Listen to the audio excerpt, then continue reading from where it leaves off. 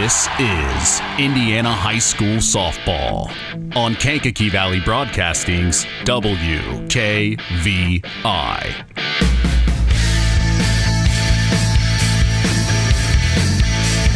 Brought to you in part by Culver's Portside Marina, NEPCO, Crane and Equipment Services, Farm Fertilizers, First Farmers Bank and Trust, Lawrence Farms, Mark's Body Shop in Knox, Zingo Express, Pulaski Memorial Hospital, Stark County Co-op, The Auto Park with locations in LaPorte, Plymouth, and Bremen, Standard Plumbing, Heating, and Air Conditioning, Collins Insurance, Howard's Marathon of Winnemac, and 5 Star. The KVB pregame show with Mitch Columbi is next. The next offering swung on and popped. Deep hit, and it's going to be gone. A big-time home run.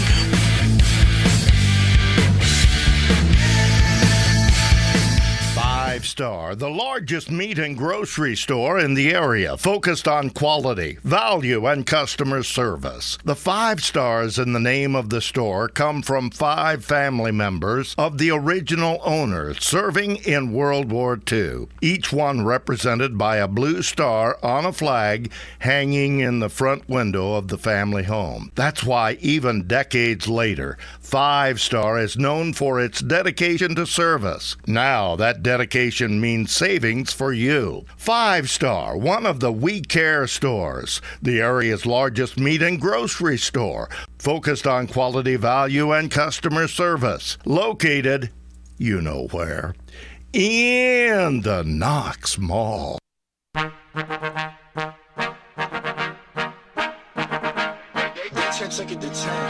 Big time That's the hit, game. and that's going to be a walk-off RBI single. Swung on, chopper to third. Here it's comes gonna the be a run. go-ahead run. It's over the head of the center fielder, and it's a home run. Oh, a my 3-run homer.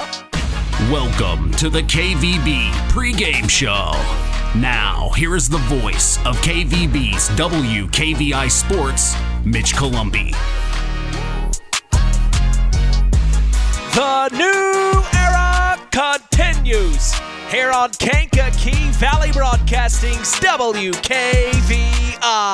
Tonight, the Knox Lady Redskins host their historic cross-county rival, the North Judson-San Pierre Lady Blue Jays. This is Indiana High School Softball.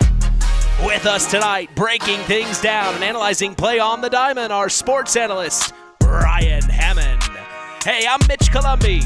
The tradition continues.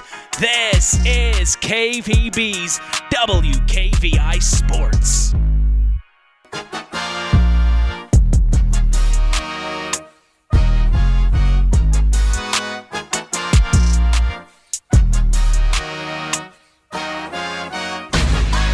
And we welcome you to Redskin Softball Field in Knox, Indiana, 46534.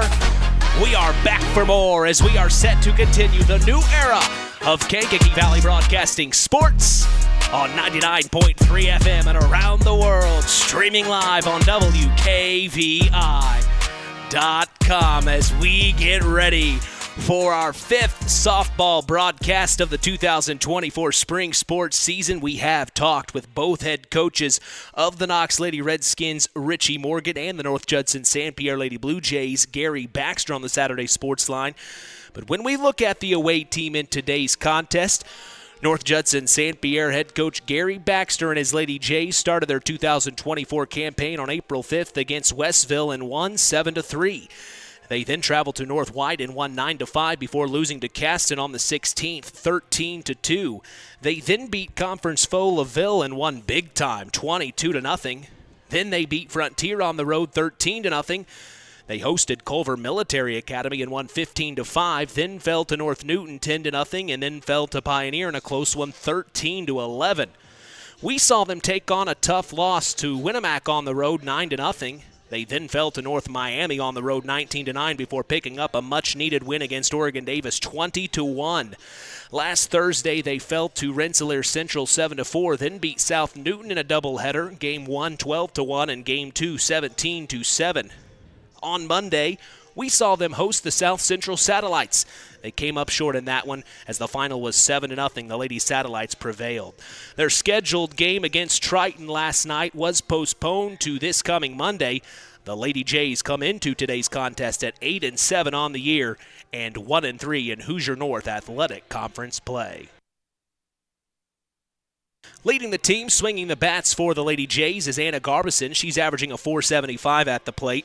Right behind her is Brandy Frederick, batting a .438 up to this point. Rounding out the top three is Reagan Hensley. She's averaging a .410 at the plate.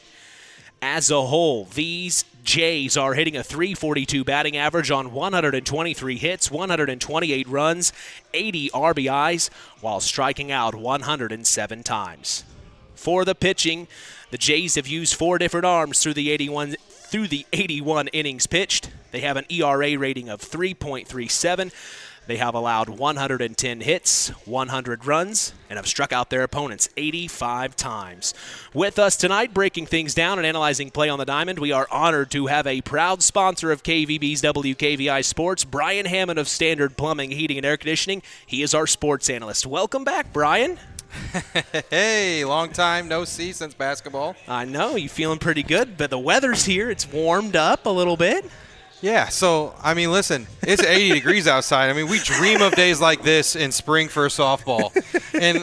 And let me tell you, if you thought basketball gets my juices flowing, I mean, we're on a diamond today. I know. So this is where I lived for 20 years out here on a softball diamond. You know, from my early 20s till, a couple years ago. And, yeah, this is exciting stuff. This is a big rivalry tonight. Well, and I know we weren't able to get you last spring for a softball game, so I've been chomping at the bit to get you in the booth with me because, of course, you used to coach for the Culver Lady Cavaliers, so you're no stranger when it comes to coaching softball either. No, and believe me, traveling to Knox is never an easy win. So, and we have 2 teams that are playing well. Knox was on quite the streak there until Monday's game at Couts. Yeah. So they're hot, in my opinion. And, this should be a banger. All right, well, let's get your thoughts on these Lady Jays. I know it was a quick rundown, but from what I had mentioned, anything stick out in particular to you? Well, we got a couple ladies batting over 400. That's pretty good. Yes. So, getting those hits, getting runners on, scoring runs, I think keeping pace on the scoreboard is going to be key for them tonight. And, sophomore Molly Madsen's going to have to pitch a good one to keep these Lady Redskins off their, you got to keep them off the bases. Well, and one thing we've talked about with Molly Madsen is she's getting quite the load when it comes to pitching for the Lady Jays. She is the ace, the number one. When you look at the stats, she's pitched mostly, if not all the innings. I mean, there's been some innings, one of their secondary pitchers has been able to pitch some innings, but we did also find out she's battling through an injury. I don't think it's obviously she can't play through it, but she is battling through that as well. Being the ace on your mound as a head coach, what would be some words of encouragement that you would tell your number one fighting through things like this? So if in softball you see this a lot, so you get your ace, and you're going to throw them a majority of the innings. I mean, you see that around the state. When you see some of these schools that go on state championship runs and stuff like that, they've got an ace that's got a low ERA. You're going into tonight, if we're battling an injury, depending on what the injury is, I'm not sure. But, I was always, work the zone low, get ground balls, make it easy for your infield. Keep the ball out of the air. Work the ball low, and then work different speeds. So for her, if she's battling an injury, if she can't throw top speed, then what I would do is try to throw multiple speeds. If she can take a little bit off and throw, 50 mile an hour on this pitch and 45 on the next pitch, and they don't know 52, what's coming.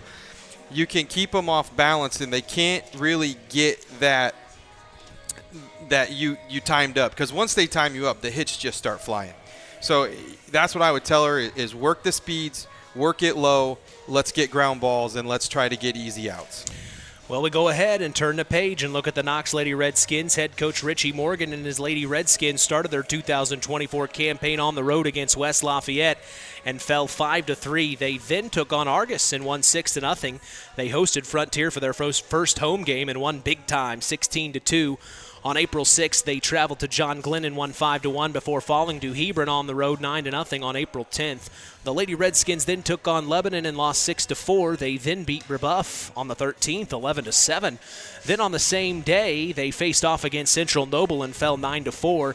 They took on New Prairie and came up short, 11-5. Then on April 19th, we saw them take on the Winnemac Lady Warriors on the road and win 9-8. That weekend, they had a doubleheader against North Newton here at home. They lost game 1 5-1, then won game 2 6-1. That's quite a turnaround there. After that, the Lady Redskins went on a 5-game winning streak, beating Tippecanoe Valley, Pioneer, Triton, Culver Academy, and Wheeler. They fell to Caston this past Saturday, 4-0, and then on Monday to Couts, like you had said, Brian, 8-4. The Lady Redskins come into this conference matchup at 11-8 on the year and 3-1 in Hoosier North Athletic Conference play. Now, when it comes to hitting for these Lady Redskins, Carly Friedrich leads this team with a .500 batting average. Right behind her is Cheryl Barnes, averaging a .422 at the plate. And rounding out the top three is Kiana Doolittle, averaging a .386. As a whole, this team has a .319 batting average. They have 172 hits, 106 runs, and 92 RBIs on the year. We look at the pitching for the Lady Redskins. They have used 5 different arms through the 125 innings pitched. They have an ERA rating of 3.25. They have allowed 148 hits, 84 runs, and have struck out their opponents 89 times. Your thoughts on these Lady Redskins? Yeah, so more of a balanced attack on the mound, right? They've got 2 pitchers that can throw, if I was reading my stats right. Yes. So that's always good to have something in your back pocket. If North Judson gets number 1 timed up, you bring in the other pitcher. For them, from my understanding was this is a team that maybe struggled early on, and they've really kind of came into their own and started gelling as of late, and it shows with that 5-game win streak. I think the 9-8 win over Winnemac is a big one to show you that they can win close games. Yeah. So I know that we have, like I said, we have the pitching duo, so we got a starter, and then we get the other ones coming in and closing out the game. So you bring in a fresh arm late in the innings, you can maintain that one-run lead. And for them, it's just, if I always told my ladies, hey, they've got 1 pitcher. If we can get that pitcher to the point and knock her out of there, get to their second pitcher, then we're going to win the game. Yeah. Because, behind Molly Madsen, the other girl's, I think, a sophomore. She hasn't pitched very much. Yeah. So, and Coach Baxter has kind of talked about that. He has talked exactly about what you're talking about. Yeah. We really have to have a good start with Molly Madsen. Yeah. So, the more base runners we can put on, the more times. What I always say, 3rd time through the lineup, if you can. We only play 7 innings. Right. So, if you're trying 3 up, 3 down, if you count it out, you get through the 6th inning and you're only seeing a pitcher for the 3rd time. Once you get past that 3rd time, 4th time, 5th inning, it's almost like batting practice. That's when things happen. That's when things start cracking off the bat. You've seen all the pitches. Now you're waiting on your pitch. You know where the umpire's calling it. And it's interesting you say that because we were talking with our other sports analyst, Chris McGowan, this past Saturday. He said, in his estimation, it's the team that usually gets back up the bat for their 2nd time, and then the 3rd time, if they are back up the bat more than the other team, more times than not, they are the winners. Yeah, for sure. So the more times you can send the lineup to a pitcher, the sooner you're going to start seeing more balls fly off the bat. So, yeah, it's just a matter of just seeing Molly as many times as you can, because I know that she's a solid pitcher. She is young. She's only a sophomore, but she's a solid pitcher. So, she should be able to work the plate. And, the key for both sides would be figure out where the umpire is calling the strike zone and then hone in on that. There was a couple umpires I knew always worked that inside corner hard, and you could probably throw the ball about an inch off the plate and get a call. And I would just tell my pitcher, if you can hit that spot, hit it all day because you're going to frustrate the other team. They won't know what to do. Exactly. So then they start swinging at bad pitches. There's all kinds of strategy with it, but the fact that Knox has 2 pitchers and they've really started to gel as a team. They're winning some high-profile games, so that's a big one. So This should be a banger. It's going to be. It's going to be a little bit. I would assume that it's going to be a little bit of a pitching battle early, and then whichever team gets comfortable in the box is going to take control and win the game. So error-free softball, man, it's exciting stuff. I love how you said it. This one is going to be a banger. Yeah. I love it. Well, we are expecting a great afternoon of IHSAA historic rivalry softball action as we appreciate you joining us on the Coca-Cola pregame show. Taste the feeling. We'll be back after a word from our sponsors. The Pulaski Memorial Hospital Injury Report is next. You are listening to Kankakee Valley Broadcasting's WKVI. It's hard to believe, but time sure does fly by. Collins Insurance Agency in downtown Knox are celebrating over 30 years of taking care of all of your insurance needs in our communities. If I could turn back time. And we're not going anywhere. Stop in and see Jim and the crew at Collins Insurance Agency in downtown Knox. Insurance you can count on from a business you've trusted since 1989. Proud presidential partners of Western Reserve. Who's in? Who's out? It's the Pulaski Memorial Hospital Injury Report with Mitch Columbi. Mitch? Hey, appreciate you, John. The Pulaski Memorial Hospital has been serving lives of the residents of Pulaski County and the surrounding area since 1963. We appreciate them supporting local high school sports. We are lucky to say no injuries to report tonight, as that is our Pulaski Memorial Hospital Injury Report. Stay tuned. We will hear from Gary Baxter of the Lady Jays and Richie Morgan of the Lady Redskins after the break. That's in the KVB Coaches Corner. You are listening to Kankakee Valley Broadcasting's WKVI. Stay tuned for America's Pastime with Mitch Columbi on Kankakee Valley Broadcasting's WKVI. Pulaski Memorial Hospital. Quality care closer to home. Pulaski Memorial Hospital is all about community and keeping our community spotlight shining on the accomplishments of our youth. That's why PMH is proud to be a sponsor of our local high school sports action on WKVI, our community radio station. Pulaski Memorial Hospital. Quality care closer to home. It's time to hear from the coaches in the KVB Coaches Corner. Here's Mitch Columbi. I'm here with head coach of the North Judson-San Pierre Lady Blue Jays. Coach, we saw you a couple days ago. Good game against South Central, but now the big one against your historic county rival, the Knox Lady Redskins. What do you know about them this season? I know they're a good hitting team. They got a couple pitchers that are pretty good at putting the ball over the plate, so we need to look to attack the ball today. Anything else that you want to see from your Lady Jays today? I just want to see them be aggressive, make sure they get on top of the ball today, put it in play, and then just don't leave anything on the field today. Message to Blue Jay Nation. I'd just like to say I have a buddy and a faculty member at North Judson that's really hurting right now. Billy, we love you. All the Judson loves you, and be tough. Appreciate you, Coach. Yeah, thank you. The Stark County Co-op has been a member-owned farm services co-op in Stark County since 1928. That's over 90 years, and they're still providing the same quality agronomy services to the farming community of Stark and surrounding counties. The Stark County Co-op is an LP and fuel provider. The Stark County Co-op purchases grain at both locations, Hamlet and Brems. You can reach them by phone at 1-800-782-3392. I'm here with head coach of the Knox Lady Redskins, Richie Morgan, coming into the historic rivalry between the North Judson-San Pierre Lady Blue Jays and the Knox Lady Redskins. Coach, what do you know about this year's Lady J squad? They're doing good. Molly's been pitching a lot for them. Same old, cross county conference battle, so you never know what's going to happen. They got us here 2 years ago, so we just got to be ready to play. What do you want to see from your girls out on the diamond tonight? Limit the mental mistakes. The last few games, we've had a lot of mental mistakes. We're playing good defense, just got to hit the ball better. and that kind of helps supports our defense. Pitching's been really good, so I think we've been preaching the little things, and hopefully that kind of hit home tonight. Yeah, as a head coach, we're getting close to sectional time. I know you've got several games beforehand, but what is the message right now to the girls as you are getting to the latter portion of the season? Well, we want to finish strong with conference. We've got 2 or 3 conference games left, so we want to finish tough there and use that momentum to go right into sectionals. And we have Tippy, which was a heck of a game for us earlier in the year, so we don't expect anything different from that.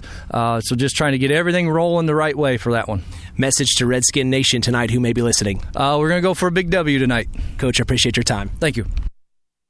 Hey folks, Auto Park Fort LaPorte has got some news for you. We now have the largest selection of pre-owned vehicles in LaPorte County. So if you're in the market, come and check us out because right now is the best time to trade in your current vehicle. Not interested in purchasing a vehicle? That's okay. We'll buy yours even if you don't buy ours. Not currently in the market, but your car needs serviced? Come check out our newly renovated service department and let them take care of all your service needs. And remember, we're not just an auto dealer, we're an auto park. Time now for the keys to the game. Sponsored by the Auto Park with locations in LaPorte, Plymouth, and Bremen. All right, as we get set for Indiana High School softball action, what are your keys to the game as a North Judson-San Pierre Lady Blue Jay, Brian? Man, I want to keep them off the bases as much as possible and just play error-free softball. All right, now flip sides. If you are the head coach of the Knox Lady Redskins, what do you want to see on the diamond? Be aggressive against Molly in that mound and make her throw strikes over that plate and try to knock her out of the game. And the more pitches we see out of her, the better chance we have of getting on base. That's our keys to the game, sponsored by the Auto Park with locations in LaPorte, Plymouth, and Bremen. Time to sit back, pop open an ice-cold Coke and chill. The Coca-Cola pregame show continues. You're listening to KVB's WKVI.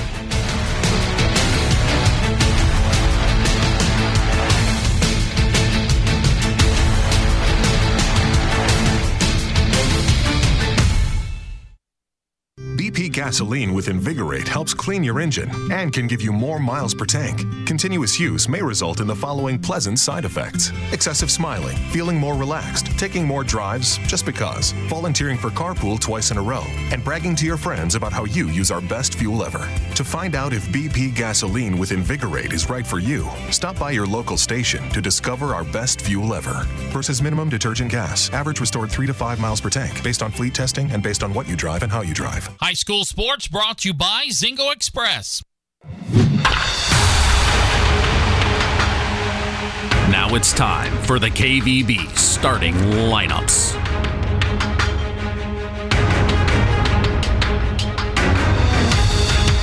For the Lady Redskins in the field to start today, we will see Kayla Kraft in left field.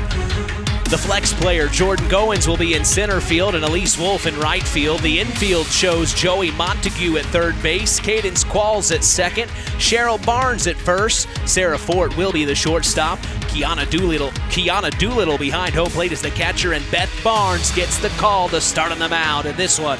For the Lady Redskins, for the Lady Jays, their batting order shows catcher Sophia Chafin's leading off, then first baseman Reagan Hensley, shortstop Kenya Cooper, and the center fielder Anna Garbison as the cleanup hitter. Batting fifth will be second baseman Brandy Frederick, then pitcher Molly Madsen, third baseman Virginia Chambers bats seventh. Left fielder Emma Baxter is at the 8 slot, and at the bottom of the lineup we will see right fielder Olivia Tim. That is our starting lineups for today, as we will be back to get set for the first pitch. You are listening to Kankakee Valley Broadcasting's WKVI.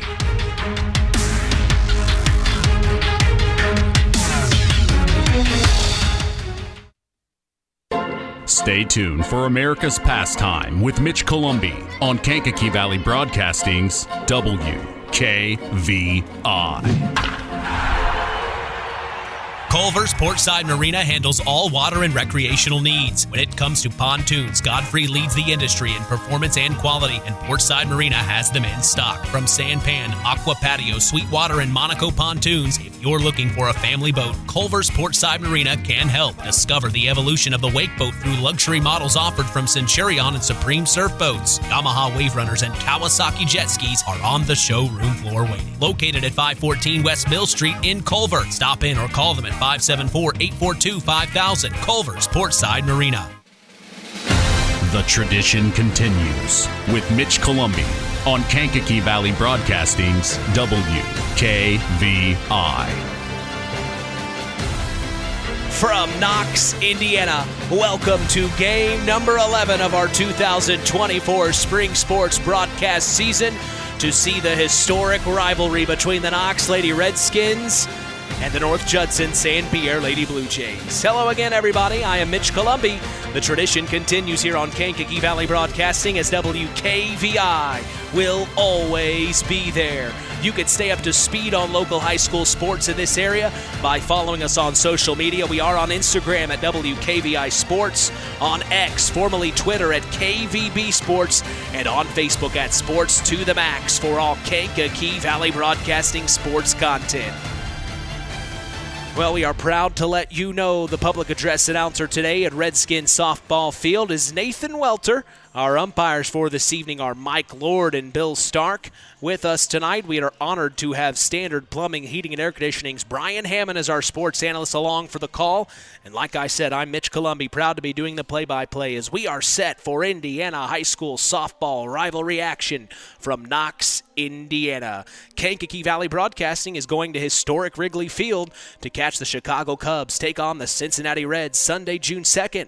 Hop on a chartered bus at KVB headquarters and be chauffeured all the way to the friendly confines. Enjoy all you can eat and drink. Yes, all you can eat and drink as we hang out on the historic rooftops. Call 574-772-6241 during regular business hours to save your seat and join us. I'm going. We're all going. Join us, KVB, for Sunday Fun Day. You ever sat in the bleachers? I have sat in the bleachers. I mean, that is where it's at. The rooftops. I'm sorry, the rooftops. Have you ever sat in the rooftops? I've never been to the rooftops. Now, the wife organized something for her company in Chicago once where they had a lot of their clients come in and they did a rooftop thing. And she enjoyed it, but she was also entertaining, so she didn't get the full experience. But sure. I mean, the bleachers, though, that's where it's at, right? And yelling at the too. Outfielders. I mean, come on. I've heard good things about the bleachers as well. But I've never actually got a chance to sit on the rooftops. I've always, the pictures, you see the iconic pictures of fans across the street. But I'm very excited to go on the trip and hope a lot of people want to join us. What's that cost for the people at home? So for the people at home, it's $250 per person, $75 down deposit. But you get to come hang out. All you can eat and drink included. That's including alcohol as well. So you can add that up pretty quickly. Let me get this right. So you're saying that I'm going to get chauffeured there. Yes. I'm going to get to watch a baseball game at Wrigley Field, and I'm going to get to eat as much and drink as much as I want, whether it's soda or alcohol. Yeah, which you would eat more than you would if you were eating by the. You can't beat that deal for $250. Like, first of all, you're either driving up there or you're taking the South Shore, which the South Shore is a fun trip. It is a fun drive. And then you got to navigate Chicago, and then the tickets. I mean, Cubs tickets are never cheap. No. And then on top of that, prices have gone way up. A beer at the field is over $10, right? They're $17 right now. 17. Yeah, don't get me started. So, and a hot dog's 10. Do you remember that movie? I think Rookie it was 8. of the Year? It was 8. Rookie of the Year. Remember that? We love that. And you know what the $3 for a hot dog? Yeah. $3. And that was back in the mid 90s. And now we're today we're paying 10. Things never change. We're always going to complain. I would like to say thank you to the ladies of the Knox Redskins concession stand for my delicious ballpark. Yeah, I noticed they feed you hot dog. I come here all the time. I never get fed. What's going on here? You don't go to a ball field and not eat a hot dog that's wrapped in tin foil with a soggy bun. It doesn't get better than that. I would say doughy bun. Oh, yeah, it is kind of doughy. It's a doughy It's a steamed bun. It is so good. It's delicious. And my wife makes fun of me. And it's okay, though, because I love – anytime we go to a ballpark, whether South Bend Cubs or anywhere, she's like, all right, go get your hot dog. And I'm like, yeah, I'm going to go get my hot dog. Yeah, I'm getting a hot dog. Yeah. I mean, I miss the old Silverhawks days. They had Belly Buster nights. So it was $1 hot dog or $1 soda or $1 beer. And, I mean, I remember my friends just carrying, like, 4 cups like this with 2 hot dogs on top. And I'm like, what's that? He's like, that's the appetizer. It's the Belly Buster. Yeah.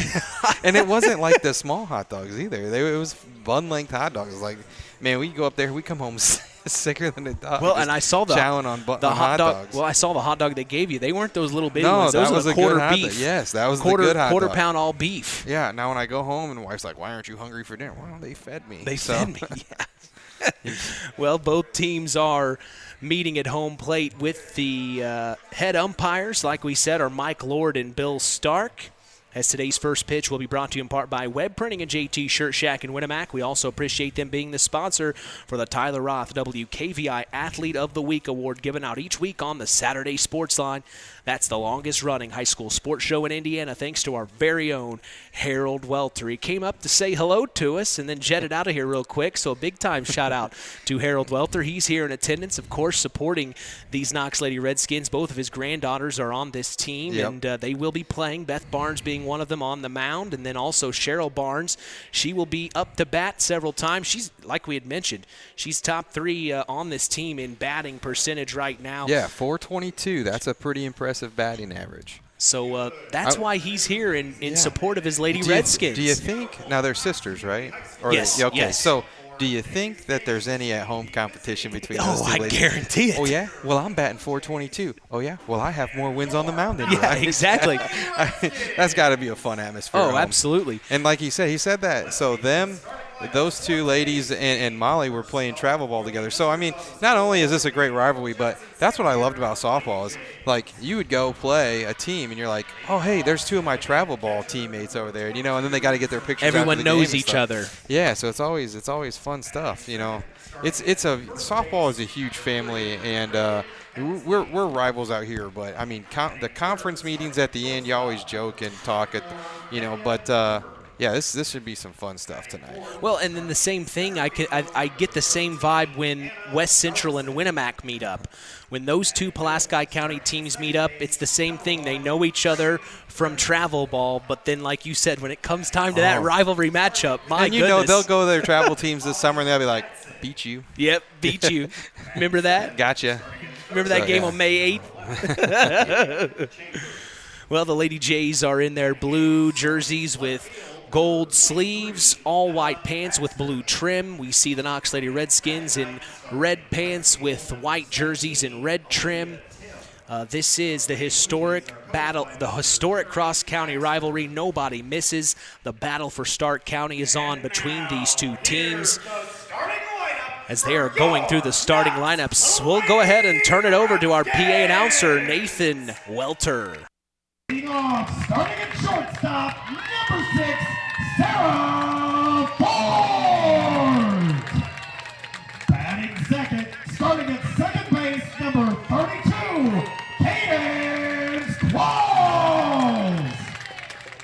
Batting third, the designated player, number 10, Carly Friedrich. Batting cleanup, starting at catcher, number 2, Tiana Doolittle. Batting fifth, starting at first base, number 26, Cheryl Barnes. Batting sixth, starting in right field, number 8, Elise Wolf. Batting seventh, starting at third base, number 1, Joe E. Montague.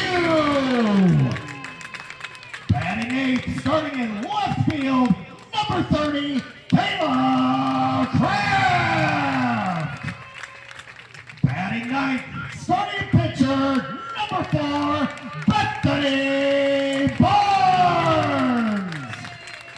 The flex player, starting in center field, number 99, Jordan Goins. The Pistons are coached by Mr. Richie Morgan. At this time, ladies and gentlemen, we ask that everybody please rise. Gentlemen, kindly remove your hats for the playing of our national anthem.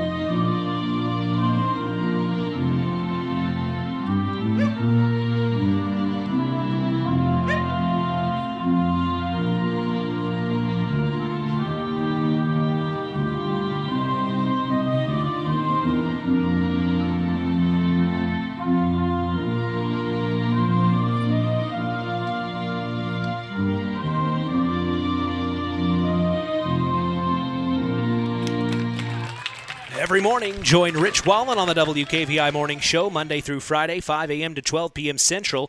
Catch local news as well for our area with Kankakee Valley Broadcasting News Director Anita Gooden, who covers news on WYMR and WKVI. Catch our stories on WKVI.com and Max983.net to stay up to speed in your local area. Big time shout out to News Director Anita Gooden. We had our election coverage here at Election Central on WKVI last night, where she was stationed in Pulaski County for the results, and I was in Stark County at the Stark County Courthouse on the second floor. It was nice to see some of the renovations going on the second floor. But tonight, it's all sports. We're back to sports, baby. No more politics. It's back to business, and this is where I feel comfortable, Brian. I appreciate you being here. Yeah. The few moments right before the game starts, what are some things that you're kind of going through the last few minutes, maybe to the first batter or to the team on defense? What are some things you're kind of saying? Well, as a coach, I was starting to pray. I was praying to the Lord to give my players strength not to make errors tonight, and let's have a game. That's probably the truth. You probably did that. Listen, if I stepped on the field tonight as a coach, I would be nervous like it was game one of the first game I've ever coached. I never lost that feeling, and I think that's why I continued to do it for so long, was because no matter what, I still had that feeling. It was the night before a game, I'm going over the lineup 16 million times, and you know, and it's like, okay, is this going to work? Yeah, like, should I use the DP and flex tonight? Should I bat a straight 9? If I flex, who am I flexing? Who am I batting? The movie Moneyball made me think that way, because I was always looking at all the different stats, OPS, OBS. I mean, like, there's a billion stats you can go off, on base percentage. It's just, it's so much fun. It's such a great game within a game within a game within a game. There's a million things happening. So Beth Barnes in the circle delivers her first pitch to Sophia Chaffins, the leadoff hitter for the Lady Jays. Yeah, coming out aggressive on that first pitch. Chaffins comes in today, a .316 batting average. This is her 51st plate appearance of the season. Barnes delivers. And it's going to get through, a grounder back to right field, and it will be a base hit for Sophia Chaffins to start off here in the top of the first. Yeah, there you go. Split the defense. Now, we got a lefty coming up. This is what I love. So, I was always a small ball coach. I love the old school feel of playing 1-0 ball games and bunting and moving runners over and all that stuff. A lot of people just let them kids swing these days, which is what we're doing. She swings on the first offered pitch from Barnes. The bats are so hot these days. There's so many more home runs from 20 years ago, from 10 years ago. The bunting aspect, the small ball aspect, that fast and furious pace of softball is slowly kind of died off. The 0-1 from Beth Barnes. Called strike. They throw down to first. Sliding in safe, though, is Chaffins. And now looking at an 0-2 count is Reagan Hensley. Hensley, a .410 batting average on the season. Her 49th appearance at the plate. She stares down the 0-2. Barnes delivers just outside, trying to get her to chase. It's a little choke and poke right here. It's interesting, the game that we have covered before for the Knox Lady Redskins, we saw Carly Friedrich behind home plate as the catcher. Now we see Kiana Doolittle as the 1-2 is fouled off out of play. But Doolittle was actually one of our Tyler Roth WKVI Athletes of the Week last year. So now here she is as the catcher.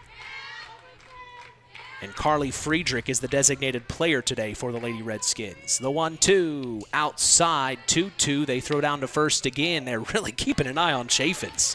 She, let's see. I mean, we got all kinds of stats here to look at. You got all the goodies. I did. I printed I saw you off. printed them off. Yeah.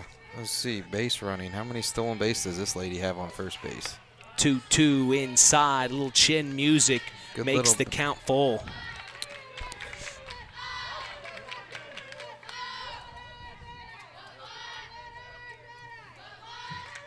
The payoff. Swung on and fouled out of play. 6 stolen bases for Chaffins over there on first. So good reason to keep an eye on her. Yeah, she's not in double digits. We have a couple other ladies there in double digits, so. Barnes delivers just outside, and she will walk the very patient Reagan Hensley. She will get on base, and now moving to 2 is Sophia Chaffins. What do you think of the patience? That's a good battle right there. I mean, was there there's 3 foul balls on that at bat. Really laid off that outside pitch. Bethany was trying to get her to chase there for sure when she was up in the count. It's good pitching though. We'll now see Kenya Cooper for the Lady Jays step into the box. Oh, pitch gets past Doolittle. They throw down to 3, but not in time, and both runners are now in scoring position. Chaffins on 3, Hensley on 2. Cooper's in the box with a 1-0 count. See, here's the funny thing with softball. Wild pitch, pass ball, or stolen base. What do you call that one? I'm going to go with wild pitch. We've kind of talked about that. It's hard to, some coaches would call it one way, others would call it another. We're finding out. We've had Kevin Hannon on, a former area coach as our sports analyst. We've talked with Nathan Orator. It's just kind of almost by interpretation. Yeah. that was something that conference meetings always got. She has 20 stolen bases. How many of those were actually stolen? Right. Wasn't a situation like we just saw. After a wild pitch, this is a good way to come back, get on top of the hitter here. Yeah, next pitch was a ball up top for Kenya Cooper. Barnes delivers. Swing and a miss, and going down, swinging, striking out is Kenya Cooper for the first out here in the top of the first. Personally as a coach, if the catcher didn't catch it clean, I wasn't giving if the catcher caught it clean, my player would get a stolen base. That's how you would. If it was in the dirt over their head, bobbled, it was a pass ball or a wild pitch. I was very strict with I wanted the exactly truest stats I could try get not so to I could hide see. anything. That's right. Well, now for the Lady Jays, it is Anna Garbison.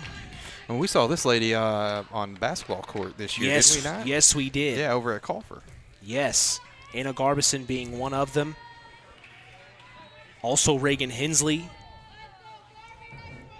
The 1-0 from Barnes.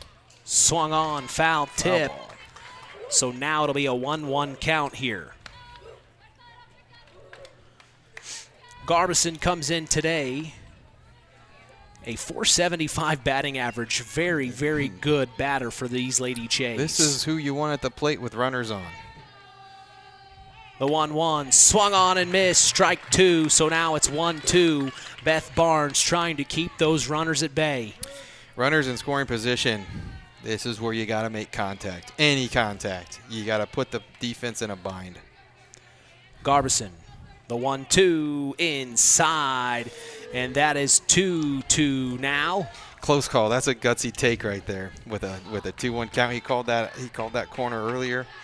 I see the defense is playing normal. It'll be interesting to see if we get ground ball play at the plate here. The 2-2. Line drive to second. They throw back to third, but sliding in safe is Chaffins. So a good job by the Knox Lady Redskins second baseman Cadence Qualls to grab the out for out number 2 here in the top of the first. Boy, if the Lady Redskins are able to get out of this inning with runners left stranded, no runs cross. Yeah. So now we just play normal. We're going at 1 here. Just get the easiest out you can. And this is some good pitching comeback from Bethany after that wild pitch that moved those runners over. We now see Brandy Frederick, the number 5 hitter, in the box. She takes the first pitch for a called strike. Barnes going right to work, the 0-1. Swing and a miss. Strike 2. She is coming into her own here. Got those rivalry jitters out. Now we're dialed in. Barnes deals. Nice. Swing and a miss. Strike 3. And Barnes gets her out, number 3, right there in the top of the first with runners left stranded in scoring position. We pause and come back. Bottom of the first action coming your way. You're listening to KVB's WKVI. On the way home from the game, a deer jumps in front of your truck. And now you've got to get that truck repaired. Make it easy on yourself. Take it to Mark's Body Shop. Mark's has done expert auto body service since 1998 and will work with you and your insurance provider for collision repair, custom body paint, and insurance work. And all work guaranteed by owner Mark Schell. Mark's Body Shop, proud to support high school sports. 772-7003. Today's broadcast is brought to you in part by Nepco Crane and Equipment Services, specializing in mobile crane service. Call Joe Nepp at 1-800-590-2272 for all your residential, commercial, and agricultural crane needs. We go to the bottom of the first. Mitch Columbia along with Brian Hammond.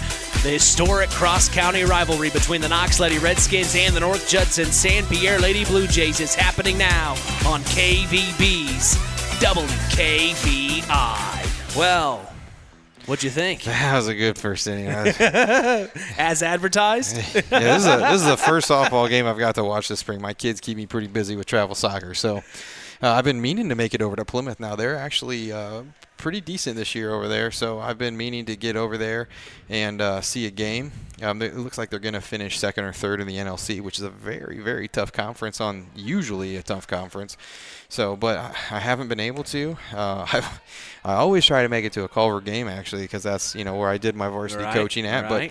But, I haven't been able to. I do talk to JB on the regular over there and make sure I check in and see how the girls are doing. And he said he wishes he had last year's defensive seniors with this year's freshman pitcher. And I'm like, JB, it's like you get one or the other. Yeah, you can't get both. we're at Culver. I mean, we got 13 girls to choose from in the whole school, it feels like sometimes. Well, we had a chance to talk to JB this past weekend on the Saturday Sports Line. He kind of said the exact thing. He said this year is really just about learning each other and gaining confidence for the years to come ahead. Don't want to write this season off, but he definitely knows it's a learning curve this season. He got a fantastic sectional draw. Yes, I thought so too. I feel like if you get to the sectional final, give those girls some confidence going into the offseason, because you never know West, what could happen. West, was it Westview over there? Is it Westview? Yes. Or Westville. Westville. I always get those two I get those two mixed up as well. So, if you can get they're pretty good this year. We see Sarah Ford in the box for the Knox Lady Redskins. The first 2 pitches are strikes. The second pitch was fouled off out of play. Fort comes into today. She is a .333 batting average. This is her 65th plate appearance on the year. Yeah, so what is this girl's on-base percentage? That's always what I like to see with a leadoff hitter, is that high on-base percentage. So let's see. OBP. Where's it at? 406, almost half the time. She gets on. 400 on-base percentage. That's pretty good. 0-2 from Madsen. Foul tip again. We've got a duel. Aggressive swings. This is kind of what I talked about. Be aggressive, make her throw a lot of pitchers, and try to wear her down. So Molly's got to try to limit the number of pitches she's throwing tonight, and if she's battling that injury. The 0-2 from Madsen. Gets a hold of it. Back to the shortstop. Throws over to first, and they get the out. Kenya Cooper snagged it and throws it over to Hensley for out number 1. I don't know if you're paying attention, but that was a little bit of an off-speed pitch there. Got her leaning, and that's what she's going to have to do tonight is throw off-speed and try to keep them off balance. She almost was like, oh, wait, it was supposed to be here sooner. Yes. You could see the reach. You could see the speed difference. And I always told my girls, look for the laces, look for the spin. That's where you're going to pick up what pitch is coming in. Interesting. Well, I'm learning a lot with you today. Well, I tried to educate you. Where you been? I was going to pick on you. I was like, do you even know what a DP and flex is, Mitch? I've worked on a designated player. They get to bat, and the flex usually is in the field for that player. Nice. As here's a slice up the middle, and it gets through as Cadence Qualls gets a base hit there. Next up for the Lady Red Nice little poke. Jumped on that pitch down the middle. This is the girl you want at the plate. 500. Yeah. Her designated player right here. On base percentage is over 500 as well. Her slugging is 643. 61st plate appearance of the season, so she's no joke. First pitch offered from Madsen is fouled off out of play. I really like these aggressive swings tonight coming out of Knox. This is exactly what he talked about, being aggressive at the plate. Just coming after him. Yeah. Let him know it's going to be a long night. That just seems to be the running theme between these two teams in any sport they play. Is they want to let the other team know you're in for a long night. Yeah, so, I mean, you're up 2-0. I mean, she's been ahead in every count. So, I mean, she's got to figure out how to finish them off. And I'm telling you, I like the off-speed stuff. Anything low. I was always a drop ball coach. So, you know, anything that drops off the table, get them to swing low. Madsen deals the 0-2. Friedrich pops it up high back to center field, and it will be gloved by Anna Garbison for out number 2. So staying at first is Cadence Qualls. Doolittle. We'll see Kiana Doolittle. She has a .386 batting average on the year, her 49th plate appearance. She's in the cleanup spot. I always like to see what people's – I always looked at batting average with runners in scoring position. That was – that's a poke. Oh, my gosh, she got all of it. It gets through the gap between left and center field. Now he is telling Qualls to go home, and standing in for an RBI double is Kiana Doolittle. As the Lady Redskins score first, it's 1-0 here in the bottom of the first. That was a line drive. First pitch, barreled that thing up.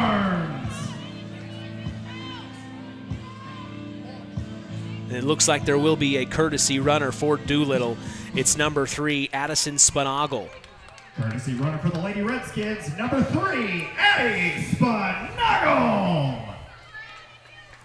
Spanagle, a freshman, very young on this Lady Redskin team. We've called her name out several times, though, from the games we've covered. She gets some action as a freshman. As here's Cheryl Barnes now in the box.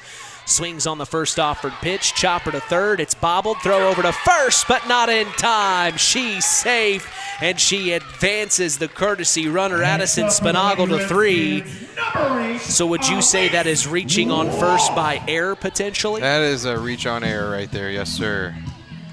I want to know exactly what it's called, so I'm trying to learn. Again, I was very strict. Like I said, I wanted to know as true a stats as I could be, and I think that hurt my girls when we went into conference meetings and stuff, because everybody's like, why is your girls only – well, I don't – because I'm calling it the way I don't – like, I always wanted my girls to get all conference, and I always fought for them at the conference meetings, but I never padded stats to try and get there, and I'm not claiming that other coaches did. But everybody sees it differently. So it's to the interpretation. Swing and a miss.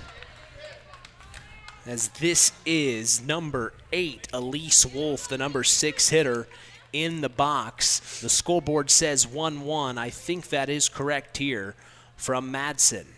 She deals. Swung on. Grounder to second. Bobbled. Throw over to first. And they are calling her out. So that is out number 3. Runners are left stranded. 1 on third in scoring position, but 1 run crosses for the Knox Lady Redskins. They lead 1-0. We pause and come back. Top of the second is on the way. You're listening to WKVI. When you grow up on the land, you have an appreciation for it. When you grow up and work on a family farm, on land that is shared by members of a family, all working together as a team, that appreciation grows even more. They know what it's like to work as a team to get the job done. At Lawrence Farms of Knox, Todd and Josh Lawrence and family support the local high school teams and wish them success all through the season.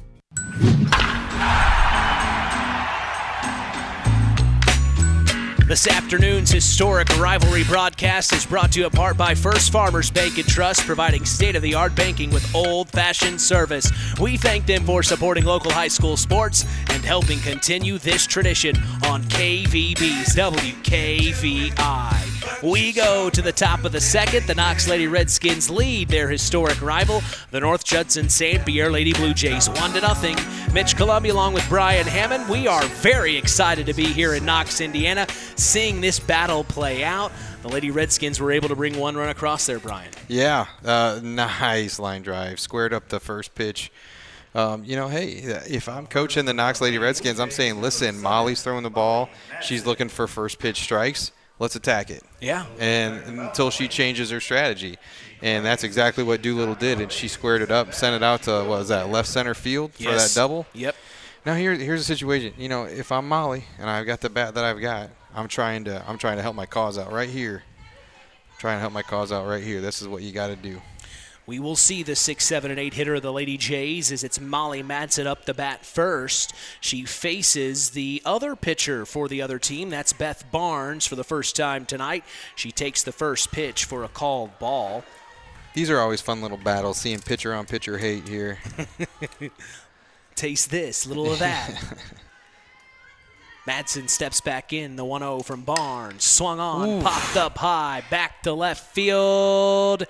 And it will be gloved by the left fielder. That is Kayla Kraft for out number 1. Let me tell you, she just missed that. She was trying. She just missed that. She got the bottom half of the ball, and it went up. If that would have squared up, that might have been on the track. Well, now we'll see the number 7 hitter, Virginia Chambers, step into the box. Chambers, a .229 average on the year, her 49th appearance on the season.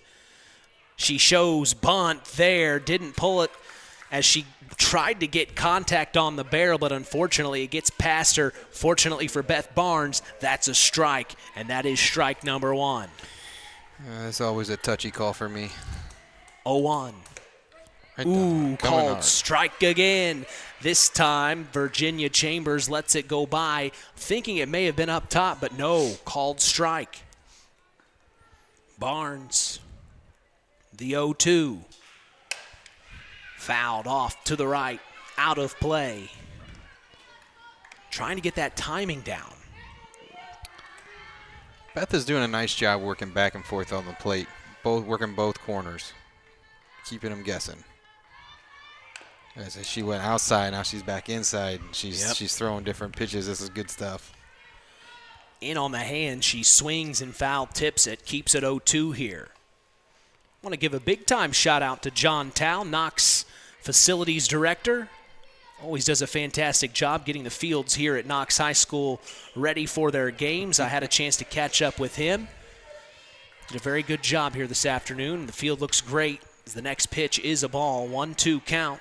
I always thought this was the nicest field in the HNAC when I was coaching.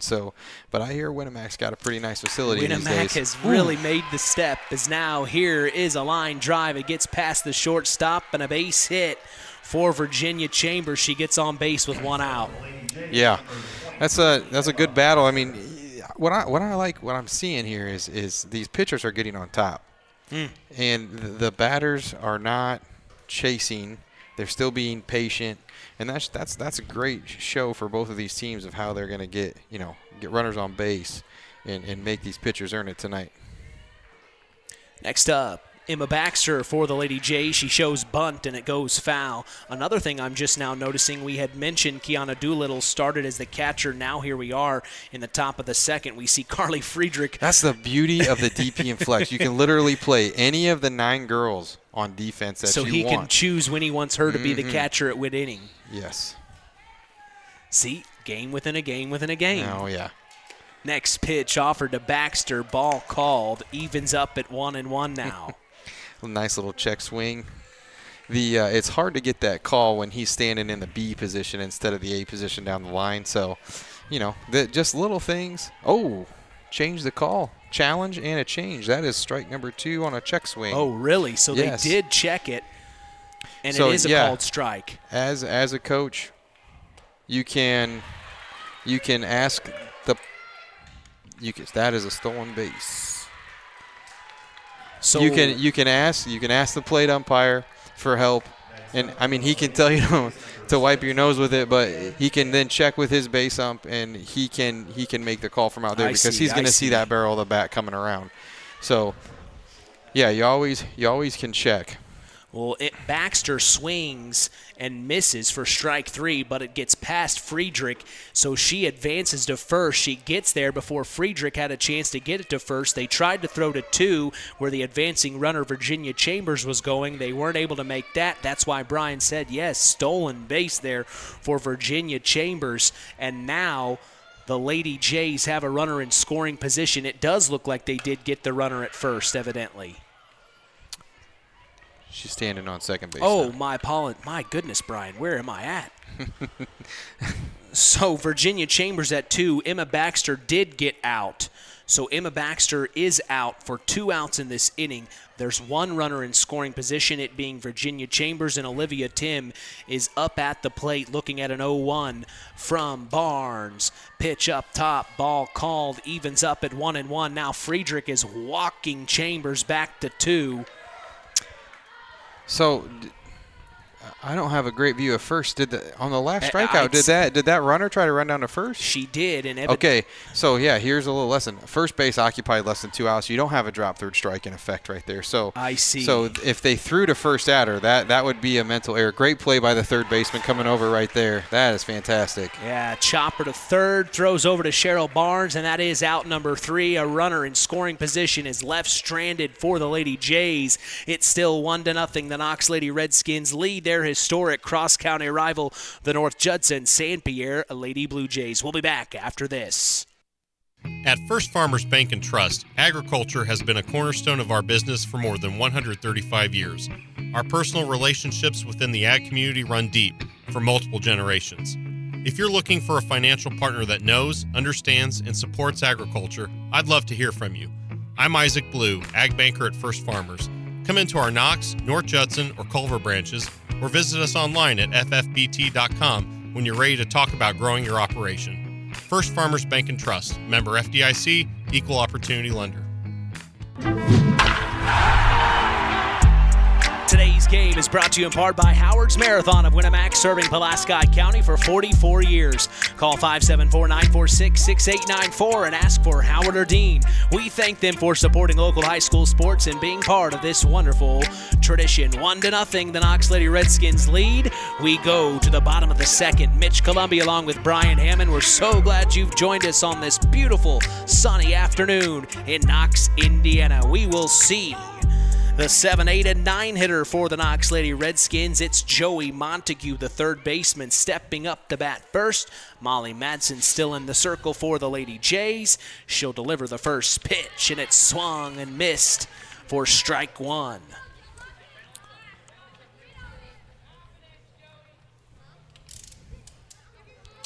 Montague comes in today, a .288 batting average. 57th appearance on the season.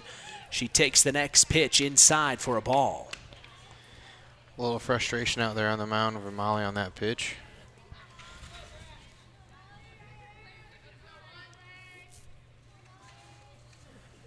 Madsen, the 1-1. There, a nice bounce back pitch. Popped up high infield, and it is caught by the shortstop, Kenya Cooper, for out number 1. There's one for you. Whose ball is that, Mitch? Well, and they're communicating well. Yes, that was great. It is the shortstop's ball all the way. She's the deepest infielder.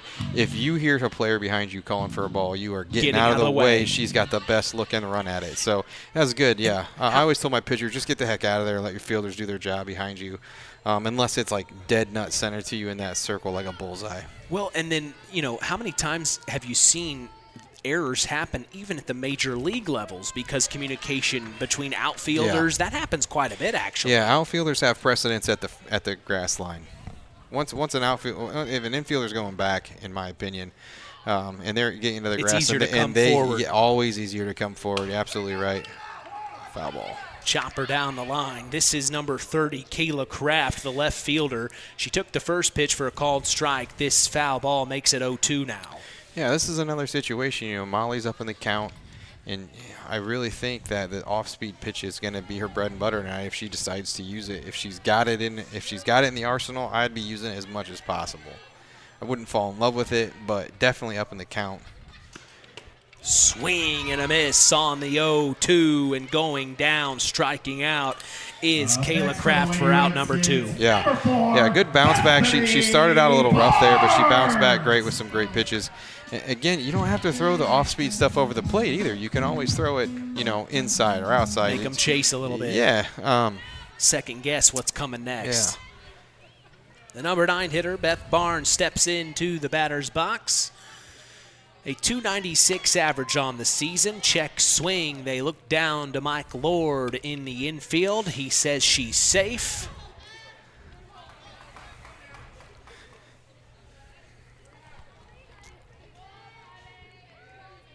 The 1-0 from Madsen. Barnes popped up. Reagan Hensley trying to make a play, and she does for out number 3. 3 up and 3 down. In the bottom of the second, we take a break and come back. Top of the third is on the way. You're listening to WKVI Sports. Howard's Marathon in Winnemac has a reputation built on getting things done right. With 30 years experience as an ASE Master Auto Technician, Dean Wentz is the right choice for the auto repairs or service. From auto computer diagnostic checks to new batteries and tires, they can take care of it all.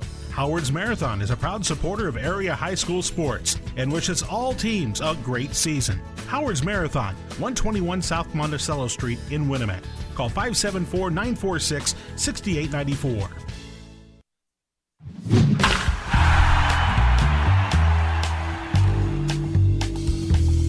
We thank Farm Fertilizer for sponsoring tonight's broadcast. Call them at 574-867-2441. That's Farm Fertilizer, helping to move the bar on yield and crop investment returns. Mark's Body Shop in Knox is also proud to be part of the broadcast this evening. If you ever need collision repair, contact Mark at 574-772-7003. Mark told me they're hiring.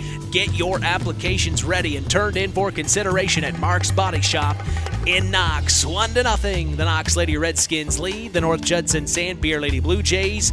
We go to the top of the third. I have Brian Hammond along with us. So glad he was here today, and we're glad you've joined us, as now we will see stepping into the batter's box for the North Judson-San Pierre Lady Blue Jays. This is number 22, Sophia Chaffins. We go back to the top of the batting order. She swings on the first offered pitch. Popped up fly back to right field, and it is gloved by Elise Wolf for out number 1. Quick work. Yeah, I love how easy they are making this easy on me. Doing this book up here, keeping track. You're doing a good job, too. Hey. Well, of course, this is your sport. You love this. Yeah. I always had somebody else doing it, though. Yeah, but you're keeping up pretty good. Yeah, I had to go back and tell him, that's not how we write that in the book. Here's exactly what I need. Yeah. And, over in Culver, we'd always have some doozies of a plays to write in the book because we may get a lot of errors sometimes. Swing and a miss by Reagan Hensley. It's now 1-1 the count. Hensley, her second plate appearance of the afternoon. What was she able to do in the first? So we got base hit, leadoff base hit. We'll see what she's able to do here as she takes the next pitch, hits the dirt, and you saw Beth Barnes a little upset with herself. She knew it got away from her there. Oh, we're on Reagan Hensley. I'm sorry, she walked. Oh, Hensley walked. Yeah, Hensley walked. So for her second plate appearance, she gets one past the third baseman, and she will get a base hit. Would you say, how would you put that down, Brian? E5. And what is E5? E5, error on the third baseman. So the third baseman had it, almost bobbled it, tried to get it to first. No way. It is Reagan Hensley getting on base. Yeah, we are evened up on errors. One error apiece. Runner on first, 1 out. Top of the third. The Jays trying to make something happen here before it gets too late.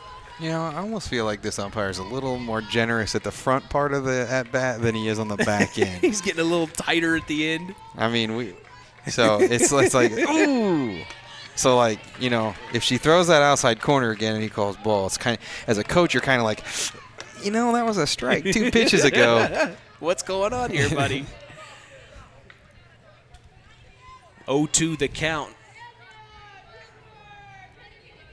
For Kenya Cooper, she gets a hold of one back to left center field. It hits the fence. It will advance. Reagan Hensley to 3. She's being told to go home. She's going to tie this ball game up. Hits an RBI double for Kenya Cooper, 1-1 here in Knox. So there's another situation. On the relay throw with a bobble, you're probably on a clean relay throw where she's out of the plate. So that's another one where you reach on the throw. Doesn't really give the RBI to the double. So then how would be honest? You almost score it as another error. Reaching 2 on error. Yeah, so it would have been a double.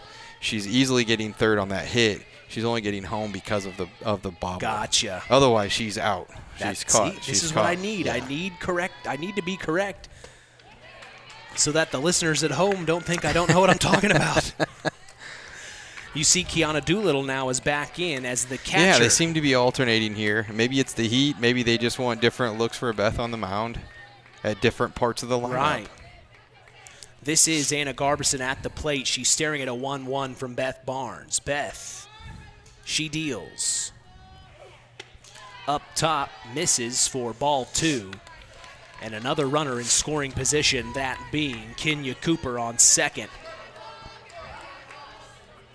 The Jays put one run on here in the top of the third. The Redskins put one on in the bottom of the first.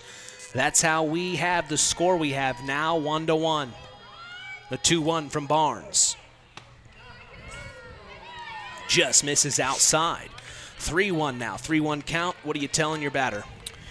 3-1 count. So we got a hitter's count here. If it's not on a tee, I'm probably not swinging. It's got to be something I know I can hit and hit hard. Barnes deals. That was probably not the pitch I want my batter swinging at. That's a good job by the pitcher making, you know. It was up top. And you got to think that being rivals, we know what pitches certain players like to hit, and we're attacking those zones.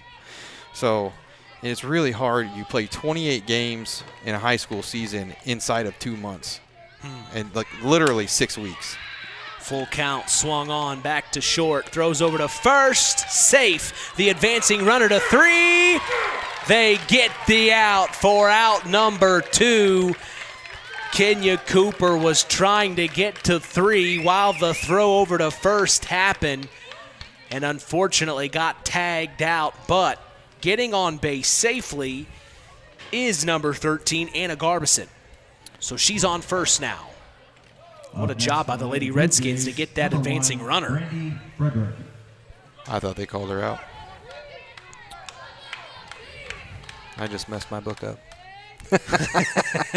No, she's safe at first. She is safe at first. I thought they called her out. It was close. I thought she might have been safe. At 3? At 1. No, she was. Oh, now she's going to advance to 2. Nope, but they're foul saying, ball, yep, foul tip. No, the runner going from 2 to 3 should have slid. She didn't stop on the bag, so whether she was out or initially, she ran past. They would have easily tagged her out again. So it was just kind of a risky play there. As the next pitch offered is inside, called strike. You'd like to see that runner come off the bag further, and because you want that shortstop to check you before they run. 0-2 from Barnes. Swung on. Gloved by Cheryl Barnes. She dove for it head first. That's out number 3. A runner left stranded, but 1 run crosses, and it is the tying run. It is the historic cross-county battle between the Knox Lady Redskins and the North Judson-San Pierre Lady Blue Jays. It's 1-1. Would you have it any other way? We're taking a break. Coming back, bottom of the 3rd, on the way. It takes smart planning by a skilled expert to get you just the right heating, cooling, and energy-efficient system for your home. McGrath Refrigeration can install an affordable Armstrong air system that will cut your energy costs while enhancing your comfort. You'll see the difference in your first energy bill. Give McGrath Refrigeration, your local Armstrong dealer, a call today at 574-772-3575. That's 574-772-3575. McGrath Refrigeration, where the temperature is always just right. Join Culver's Portside Marina for their summer kickoff Saturday, May 25th. Enjoy live music, food trucks, and a beer garden from 2 to 6 p.m. Eastern. Culver's Portside is also proud to announce they are expanding to Bass Lake this summer. Slip rentals, boat storage, and self-service fuel pumps will all be available. Call them at 574-842-5000. That's Culver's Portside Marina. 1-1 tie ball game in this historic cross-county battle. The Knox Lady Redskins and the North Judson-San Pierre Lady Blue Jays. Molly Madsen in the circle, and stepping up to bat for the Lady Redskins is number 6, Sarah Fort. We go back to the top of the batting order for them. She takes the first pitch, and I'm not sure what they called it. Ball. Thank you, Nathan Welter. 1-1. Next pitch offered, foul tip, makes it 1-1 now. Yeah, so here we are at the top of the lineup here. This is where we scored a run the last time, and that's kind of what you want. You want to tell the top of your lineup again, hey, we got a run on our last time. Let's stay aggressive at the plate and see if we can't get another one, get that run back. Next pitch gets past the catcher, Sophia Chaffins. So now a 2-1 count from Molly Madsen to Sarah Fort for her second plate appearance of the afternoon. Swung on, popped up high, back to right field, and it will be fouled out of play. She was trying to track it down, Olivia Tim. Yeah. 4 to 333 batting average, as we mentioned earlier. Yeah, ground ball to the shortstop last time, reaching on that off-speed pitch. Madsen, the 2-2. Ooh, slicer right through center, and it will be a base hit for Sarah Fort. She gets on base. Man, these hits are hard. They are hitting the ball hard when they make good contact. Aggressive. Yeah. They are putting some good swings on, for sure. Well, and we mentioned several of the teams the Lady Redskins have played. You know, I kind of looked at you when I said they'd beat Rebuff. I mean, you know, some of those teams, like you said, they've strung together several games that are very impressive. It's Cadence Qualls into bat.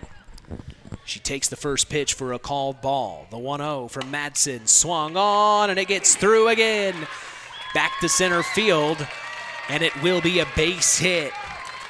That's what you like to see, your number 2 hitter, 2 for 2 on the night. Number 10, Carly Friedrich. Now, Carly flied out to center field last time. She just gets a little more on that. Maybe we see a 3-run shot here. Wouldn't that set some fireworks off in those stands? Oh, man. Yes, Redskin. Any ball in play. Any ball in play on the ground here would be great. She shows bunt, didn't pull it, and they called it a strike. You say a game inside of a game inside of a game. So that is one of those things where if you have somebody fast, and I assume that their leadoff runner is fast, you get the fake bunt, and you got to draw that third baseman in, and that shortstop has to beat her to 3 and catch the ball and tag her. The runner just has to run and slide. The shortstop has all the work to do. And that is one thing that if you've got a catcher that you think you can run on, fake bunt and steal, or just bunting, I mean, you've got Doolittle with the double on the last at-bat coming up. Just get him in scoring position. 0-2 from Madsen, swung on, chopped foul. Friedrich had showed bunt again, and it foul tipped, making it 0-2, and now she's in a duel. Yeah, how about this? They're batting 500, and you have her square up to bunt. I love it. I think that's great. I mean, you can't be too proud. It's all about the end of the game. Are we winning this game? We are if my best hitter is willing to lay down a bunt and not be selfish. Chopper. That's good stuff. Yeah, this is a good bat. She's not going to go down easy here, is she? No, she's going to fight through this here. She didn't get one ball in the last at bat, so I have a feeling she's going to swing a lot here. The 0-2 up top for the first ball. Call me a liar. Well, we've kind of talked about this before. No matter what you say on the air, it'll always the be opposite the opposite happens. that happens. Yeah. But I mean, she's aggressive. Foul tip again. And she kind of took a sigh there like, my gosh.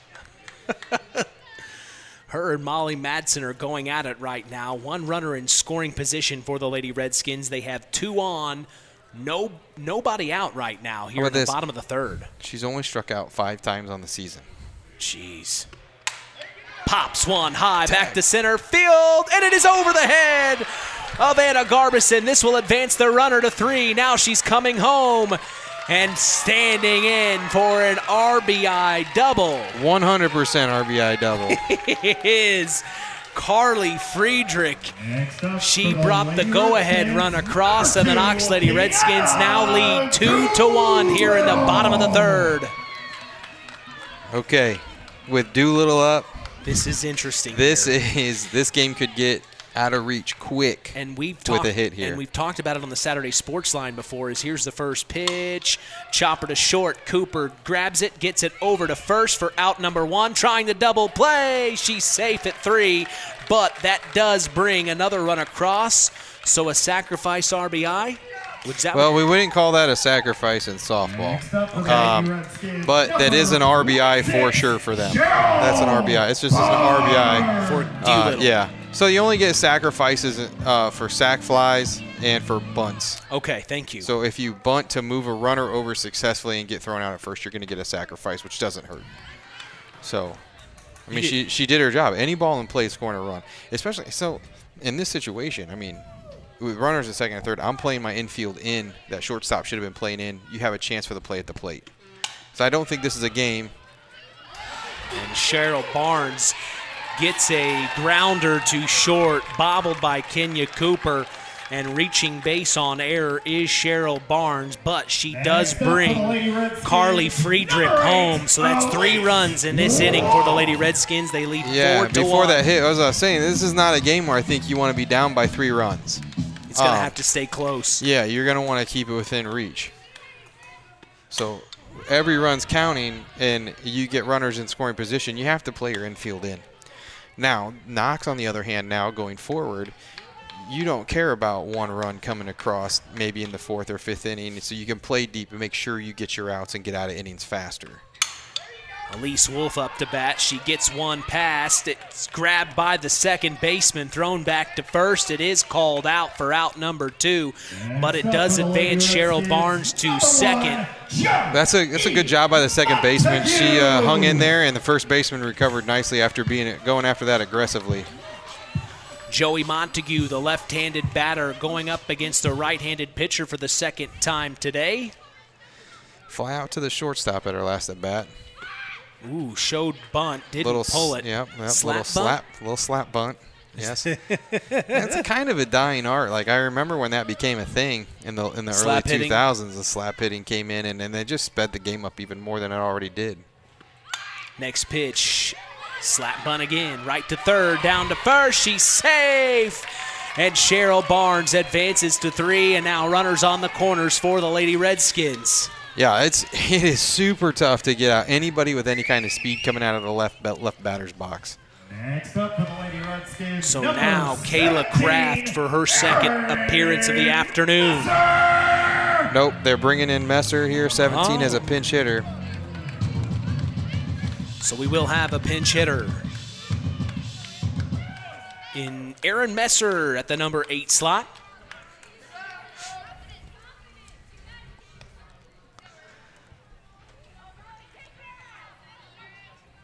The umpires going over the substitution. Looks like Redskin Nation along with Blue Jay Nation showed up to support their teams. It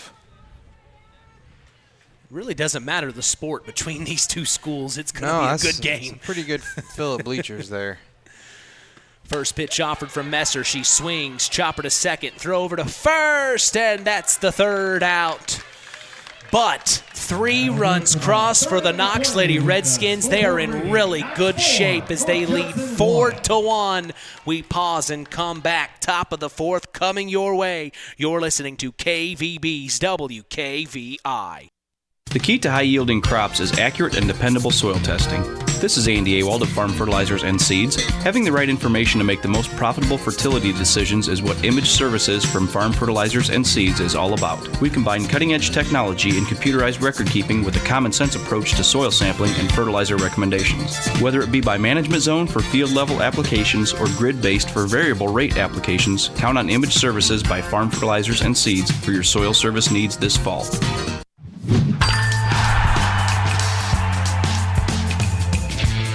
Web Printing and JT Shirt Shack in Winamac is proud to be part of the broadcast this evening. Web Printing and JT Shirt Shack provides all your printing, screen printing, apparel, and embroidery needs. Call 574-946-3551 and ask for Tina if you want to look cool like the KVB crew. We appreciate them and their support toward helping continue the tradition. 3 runs crossed in the bottom of the 3rd. The Knox Lady Redskins making their case in this historic county rivalry. Nobody misses. 4-1. They lead the North Judson-San Pierre Lady Blue Jays. We will see Molly Madsen up to bat for her second plate appearance of the afternoon. I have Brian Hammond along the call for us. Not only is this a cross-county rivalry, this is a HNAC game as well. Yeah. And the last time they'll meet in the HNAC, right? Next year starts the new conference? It is the conference shakeup now. I would assume this game will still happen. There is no way that they could allow that to This game's not going away. But that new conference should be exciting. Be interesting. For all sports, in my opinion. And softball should be a good one because Glenn is normally pretty decent here and there. They have a lot of girls that'll play travel ball up in South Bend with some of those very good travel teams. And I know every once in a while Tibby Valley throws it. I mean, Tibby Valley was at regional last year. I know they're a little younger this year.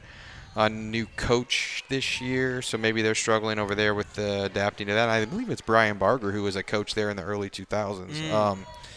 But Knox has been solid for the last few years, and Bremen's always good at softball. Well, and we've kind of talked about it. You know, when you go into a new conference. And then Jimtown's good at softball. And so, you really think about it. When you are in a conference with some of those schools, you know, the competitiveness is going to be at an all-time high, you can assume. Am I missing anybody from that conference? Tibby Valley, John Glenn, Knox. Bremen, Jimtown. I feel like I'm missing one. I don't have the list in front of me right now. But it is going to be interesting to see. Surprised New Prairie didn't try to jump into that. Well. And for softball reasons, I don't think anybody wanted to see Ava Geyer win a conference championship. Listen, Derek Hicks, I know he's not listening, but that man right there is my softball idol as far as a coach. I was glad to see him get a state title last year. You never know. He could be listening. You could lie to me to make me feel better. He's probably on the field somewhere coaching for New Prairie. Not only does that man have a state title now, he won a Little League World Series with District. Really? What is it, District 9 up there? I didn't know that. I don't know. Whatever district they are for Little League, yeah. He won the Little League. It wasn't the Little League. It was the Big League World Series. It was or the Senior League World Series. But he did win it. It was out in Delaware. I mean, I think they had a run of like 3 or 4 years straight where he was out there. Madsen's in a duel with Barnes. The 2-2 swung on, popped up high, and it is gloved. That's great outfield play. That was drop step, textbook.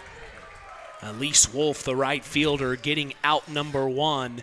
That was how long that at-bat was with Molly Madsen between her and Beth Barnes. They were just going at it, as that is out number 1 here in the top of the 4th. You got to feel like each hit, like if Molly gets up again, like every hit, like her 2 hits now, one's like the next one's a little, like that one was almost gone. Now we see Virginia Chambers. Base hit last time and a stolen base. She'll step back in and Barnes will deal. Ball up top. one thing I think that's interesting between baseball and softball is, baseball's a pitch count. You've got to keep your eye on the pitch count for your pitcher, especially if you want him to pitch in the next couple of games. It's interesting. Between that and softball, there's no pitch count. I never understood the pitch count thing. I mean, I understand why it's there. But I was like, okay, so if he throws 20 pitches today, he can't throw tomorrow, but he could throw the day after. Right. But if he throws this many pitches, he can't pitch for the next 2 games. And I get why they're doing that, and I think that's wonderful. But I couldn't imagine. You'd have to almost have three good pitchers on staff to make any kind of run in the tournament. Now, did those rules change in the tournament? No, I don't think so. That is, and I know you get a whole week's worth of rest. Don't quote me on that. I still am not as privy as I should be. It almost feels like sectionals would be the hardest run because those are the games. Another base hit. She is 2 for 2 tonight. She gets one back to left field over the head of the shortstop, and Chambers is on base. Yeah. But anyway, back to. It's just sectionals are hard because your games are closer together, so you got to almost set your pitching staff up to where I can beat this team with this pitcher and this. Man, you talk about games inside a game. You're thinking of the 6 games ahead at that point. And then once you get into it, now you need 2 pitchers. You get into regionals and semi-state because those are each 2 games each or something like that. I do not envy head baseball and softball coaches. That is just so much to think of. As here's a bunt popped up high. Doolittle grabs it. She throws down to first for the double play, and the Redskins get out of the inning. My goodness. Oh, man, what a heads-up play there by Kiana Doolittle to catch it behind home plate and throw it down to first for out number 3. That means this is the Standard Plumbing, Heating, and Air Conditioning 4th inning stretch. The 4th inning stretch. Yes. Standard Plumbing, Heating, and Air Conditioning is helping continue this wonderful tradition on KVB's WKVI. If you are uncomfortable in your home, give third-generation owner here, Brian Hammond, a call at 574-936-4660, serving the local area since 1936.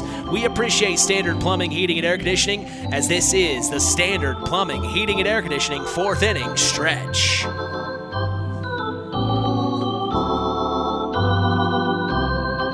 Since 1936, Standard Plumbing, Heating, and Air Conditioning have always taken pride in doing the job right. Third-generation owner Brian Hammond and his family have always set the standard when it comes to taking care of all your heating and cooling needs. Making your home a comfortable home is the absolute top priority. If you are uncomfortable in your home, give them a call at 574-936-4660. Follow them on Facebook. Let Standard Plumbing, Heating, and Air Conditioning help you take control of your comfort.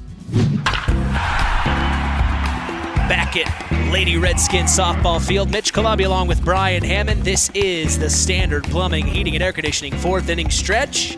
Talk to us about Standard Plumbing, Brian. Yeah.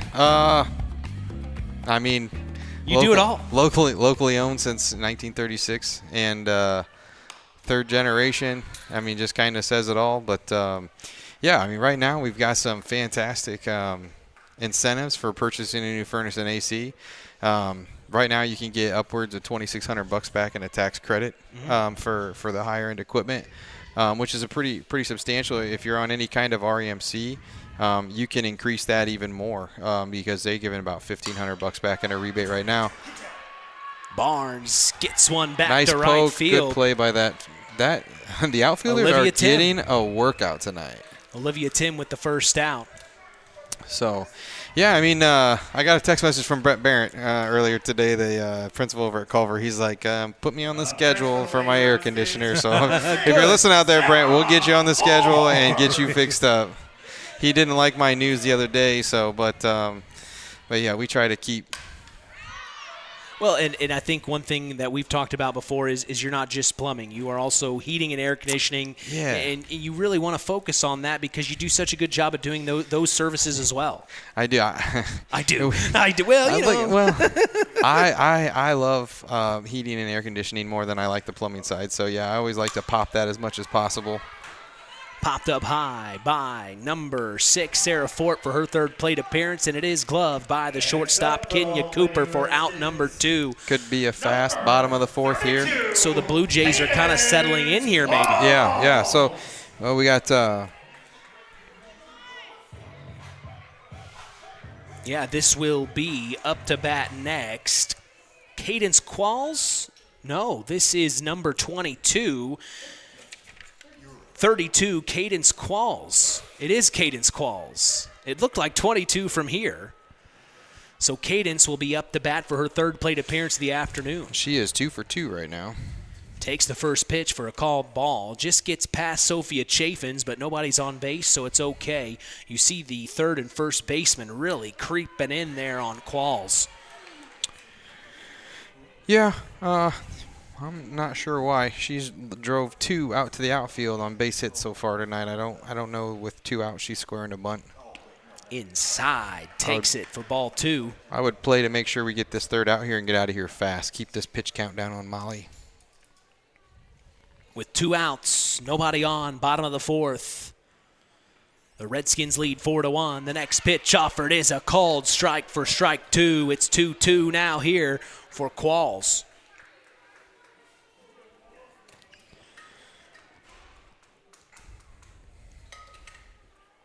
Madsen to deliver. Grounder to short. Cooper over to Reagan Hensley, and that is out number 3. Fast work here in the bottom of the 4th. No runs cross. The Lady Redskins still lead 4-1. We pause and come back. Top of the 5th is on the way. Real magic is everywhere. It's in your mom's cooking, in 4-hour dinners with friends, in that first bite of something new, and in the fizz of a Coca-Cola. Now with so many options for less than $5, the Coca-Cola Value Collection will help you make the most out of every magic moment for so much less. Taste the magic for less with Coca-Cola.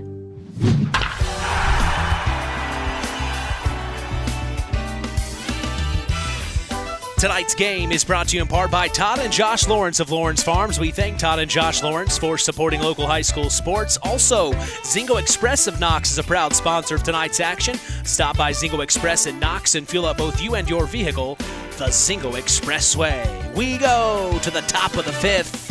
4-1, the Knox Lady Redskins lead their historic cross-county rival, the North Judson-San Pierre Lady Blue Jays. We have with us from Standard Plumbing, Heating, and Air Conditioning, Brian Hammond is our sports analyst this afternoon.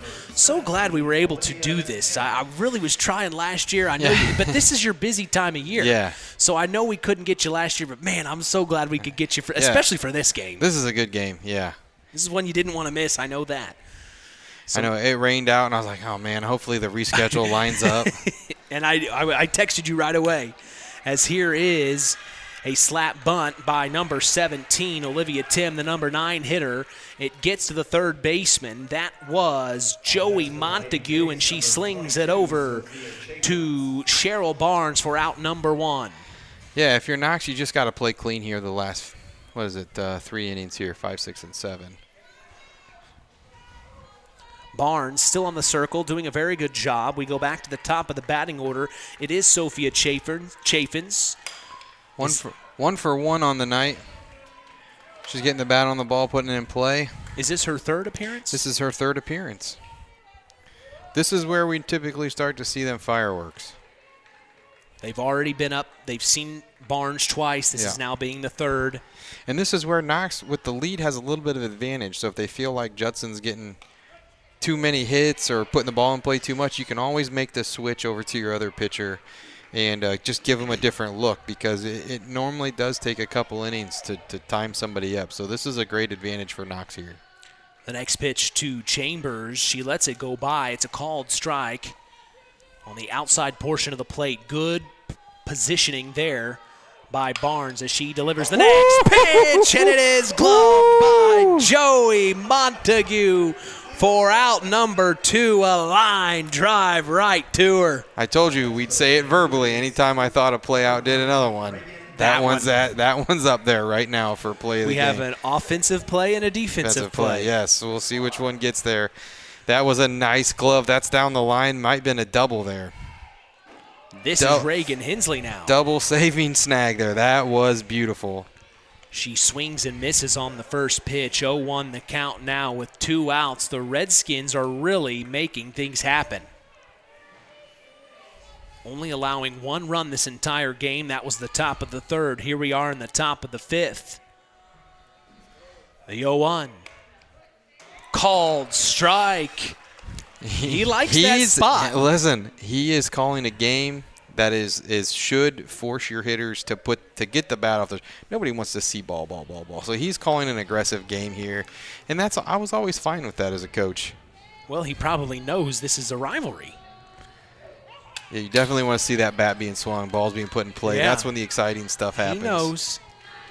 I mean, there's nothing wrong with strikeouts after strikeouts either, though. I mean, I do watch a lot of College World Series, and you see a lot of those, and we're getting ready to start. If you haven't ever tuned into the College World Series for women's fast pitch, holy cow, it is exciting. It is fun to watch. Those on ESPN? Yes, it's fast-paced. The commentating is great. Probably learn a lot. Could dink in there for a little base hit. Yeah, a little duck snort there. You do know your stuff. Thanks to Nathan Order. Little duck snort base hit. We got a duck on the pond. All right, we want to go the full 9 here. So that is Reagan Hensley, a base hit. She's on first with 2 outs here in the top of the 5th. I'm impressing Brian Hammond now. We're having too much fun here in the clubhouse at Knox Lady Softball Field. Next up is Kenya Cooper. Doubled the last time she was up, so possibility for an RBI here. Takes the first pitch for a ball. With 2 outs, that'd be, threatening with 2 outs. 1-0 from Beth Barnes to Kenya Cooper. Popped up high, back to center field, and it will be caught for out number 3. The center fielder, Jordan Goins, makes the play. A runner left stranded. That is the top of the 5th. We'll take a break. Coming back for the bottom. Don't go anywhere. You're listening to Kankakee Valley Broadcasting's WKVI. BP gasoline with Invigorate helps clean your engine and can give you more miles per tank. Continuous use may result in the following pleasant side effects: excessive smiling, feeling more relaxed, taking more drives just because, volunteering for carpool twice in a row, and bragging to your friends about how you use our best fuel ever. To find out if BP gasoline with Invigorate is right for you, stop by your local station to discover our best fuel ever. Versus minimum detergent gas, average restored 3 to 5 miles per tank, based on fleet testing and based on what you drive and how you drive. High school sports brought to you by Zingo Express. This afternoon's broadcast is brought to you in part by Nepco Crane and Equipment Services, specializing in mobile crane service. Call my good friend Joe Snep at 1-800-590-2272 for all your residential, commercial, and agricultural crane needs. We go to the bottom of the 5th. Mitch Columbia along with Brian Hammond, 4-1. The Knox Lady Redskins lead the North Judson-San Pierre Lady Blue Jays. It's been a few innings since we've seen some runs cross. That was the bottom of the 3rd where the Redskins were able to get 3 across. And now we will see Carly Friedrich back up the bat. She swings on the first pitch. It lands in front of the center fielder, and now she's digging in for 2. She will get there safe. So Carly Friedrich wastes no time. How do you, please tell me what you. I'm giving her a base hit and reached on second with an error when it slides under the glove. A lot of people just give her the double. But it's a single. I don't think she was making the catch, but she should have kept it in front of her there. Keep it to a single. And now here, Doolittle is swinging for the fences. You saw her. She turned around smiling. She wanted that pitch. If she could have it back, it's probably on the track. Doolittle swings and misses on the first offered pitch from Madsen. Now she steps back in for the 0-1. She swings on that one and foul tips out of play. So put herself in a little bit of a hole here. We'll see how she does have the double at her first at bat with the first RBI of the game, which is a great hit. She smashed that thing. She'll step back in with a runner in scoring position, it being Carly Friedrich at second. The 0-2 from Molly Madsen. That's a smash. I think it's gone. Center field. It's gone. And it's a home run, a 2-run homer for for Kiana McCarty on the 0-2. She brings Friedrich home, and she brings herself home. It's 6-1. The Lady Redskins are making a statement. That is number 3 on the season for her. And this game, man, I don't want to say it because I know Judson can score runs. But softball game, that it almost feels like an impossible. So what are we? We 6-1 now here in the bottom of the 5th. Time is of the essence now for the Lady Jays. The Lady Jays only have 6 more outs to work with, so it's going to be diligent. You almost got to come back and get a couple in the next inning. First pitch offered, called strike by Madsen. You ever seen Major League? Just a bit outside. Called for a strike, though. Called for a strike. This is Cheryl Barnes looking at an 0-1 from Madsen. and why not try to stretch that outside corner out as far as if he's going to call it, I'm going to go for it. See what happens here. I mean, she went right back after that spot. The 1-1 from Madsen. Big hit through the gap, and Cheryl Barnes will get a base hit. It is what I was talking about. Your third time through, like you said, Molly's kind of battling an injury, and we've made her throw a lot of pitches with all the foul balls, and you can tell fatigue is probably becoming a situation, and not being able to finish off some of those great at bats that she had. Molly was up in a lot of these counts, and not finish them off is kind of an issue at this point, where she I don't know if she's tiring or, we don't know what that injury entails. I mean, do you know what the injury is? I think if I'm remembering correctly, it could be an inner thigh issue, but I'm not totally for certain. And I had talked to Molly. I talked to Chris Madsen, her father, the assistant coach. I think it's kind of nerve endings or something to that effect. She's just kind of having to fight through it, but I could be way off on that. If that's the pivot or the push leg, that could definitely have some effect on the speed you're able to throw, or even the spin you're able to put on the throw, because it's going to throw your arm speed timing off a little bit. So, I mean, that's unfortunate, but she's still throwing a great game, and I just think I'm going to give credit to Knox on getting these balls squared up well. Yeah, this is number 3 for the Knox Lady Redskins.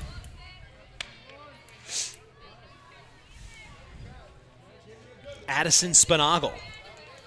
She is up to bat for, I believe, her first time today. She's in slot for, I believe, Elise Wolf. Next pitch from Madsen gets past Chaffins, and it allows Cheryl Barnes to advance to 2. So now a 3-1 count here to Spinagle with a runner in scoring position for the Lady Redskins. Nobody out. The payoff from Madsen. Popped up high by Spinagle. Coming in to get it is the shortstop, Kenya Cooper, for out number 1. She turns around and looks at Cheryl Barnes. Cheryl says, I'm staying here. I'm not going anywhere. Man, I was hoping we get some kind of craziness going on here. Something with like an infield fly rule or some kind of, ball that's sitting in the box that's actually fair. Those are the 2 calls, are obstruction, interference. Those kind of calls can really drive fans nuts. Next up. Oh, she slices one. That's Joey Montague back to center field. And she will get a base hit on it, advancing Cheryl Barnes to 3. So now runners in the corners for the Lady Redskins with 1 out. Next for the Lady Redskins, number 17. Already have had 2 runs crossed in the bottom of the 5th. They're trying to add to that here. Yeah, it looks like they've left Erin Messer in. I'm wondering if she's taken on the role of the DP. I didn't see her come out on defense. She hit one over to second base last time, which would right on that. Would be okay, because that would probably score Cheryl. Messer takes the first pitch. If she swings anything like her dad used to be able to, she could definitely put the ball out in the outfield for sure. She steps back in, Madsen to deal. Popped up high, and it is gloved by Molly Madsen. She throws back to first, and they get the double play. for out number 2. Montague tried to get to 2, and she was already halfway there when Molly Madsen threw back to first. So the double play happens. That is 3 outs, but 2 runs cross for the Knox Lady Redskins. They lead 6-1. We pause and come back. Top of the 6th is on the way. It takes smart planning by a skilled expert to get you just the right heating, cooling, and energy-efficient system for your home. McGrath Refrigeration can install an affordable Armstrong air system that will cut your energy costs while enhancing your comfort. You'll see the difference in your first energy bill. Give McGrath Refrigeration your local Armstrong dealer a call today at 574-772-3575. That's 574-772-3575. McGrath Refrigeration, where the temperature is always just right. Collins Insurance is part of the broadcast, taking care of all your insurance needs. Jim Collins told me to tell you, call him anytime at 574-772-6844. That's Collins Insurance, supporting local high school sports. 6-1, the Knox Lady Redskins lead the North Judson-San Pierre Lady Blue Jays.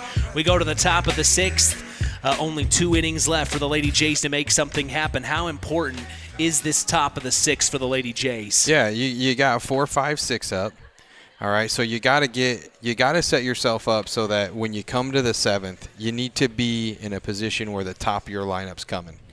So you need to get a couple hits here, maybe put a couple across, get through the bottom of that lineup now so that when you get to the 7th, you can apply some pressure by having the top of your lineup out coming through the 4th time of the lineup. So that would that would give Frederick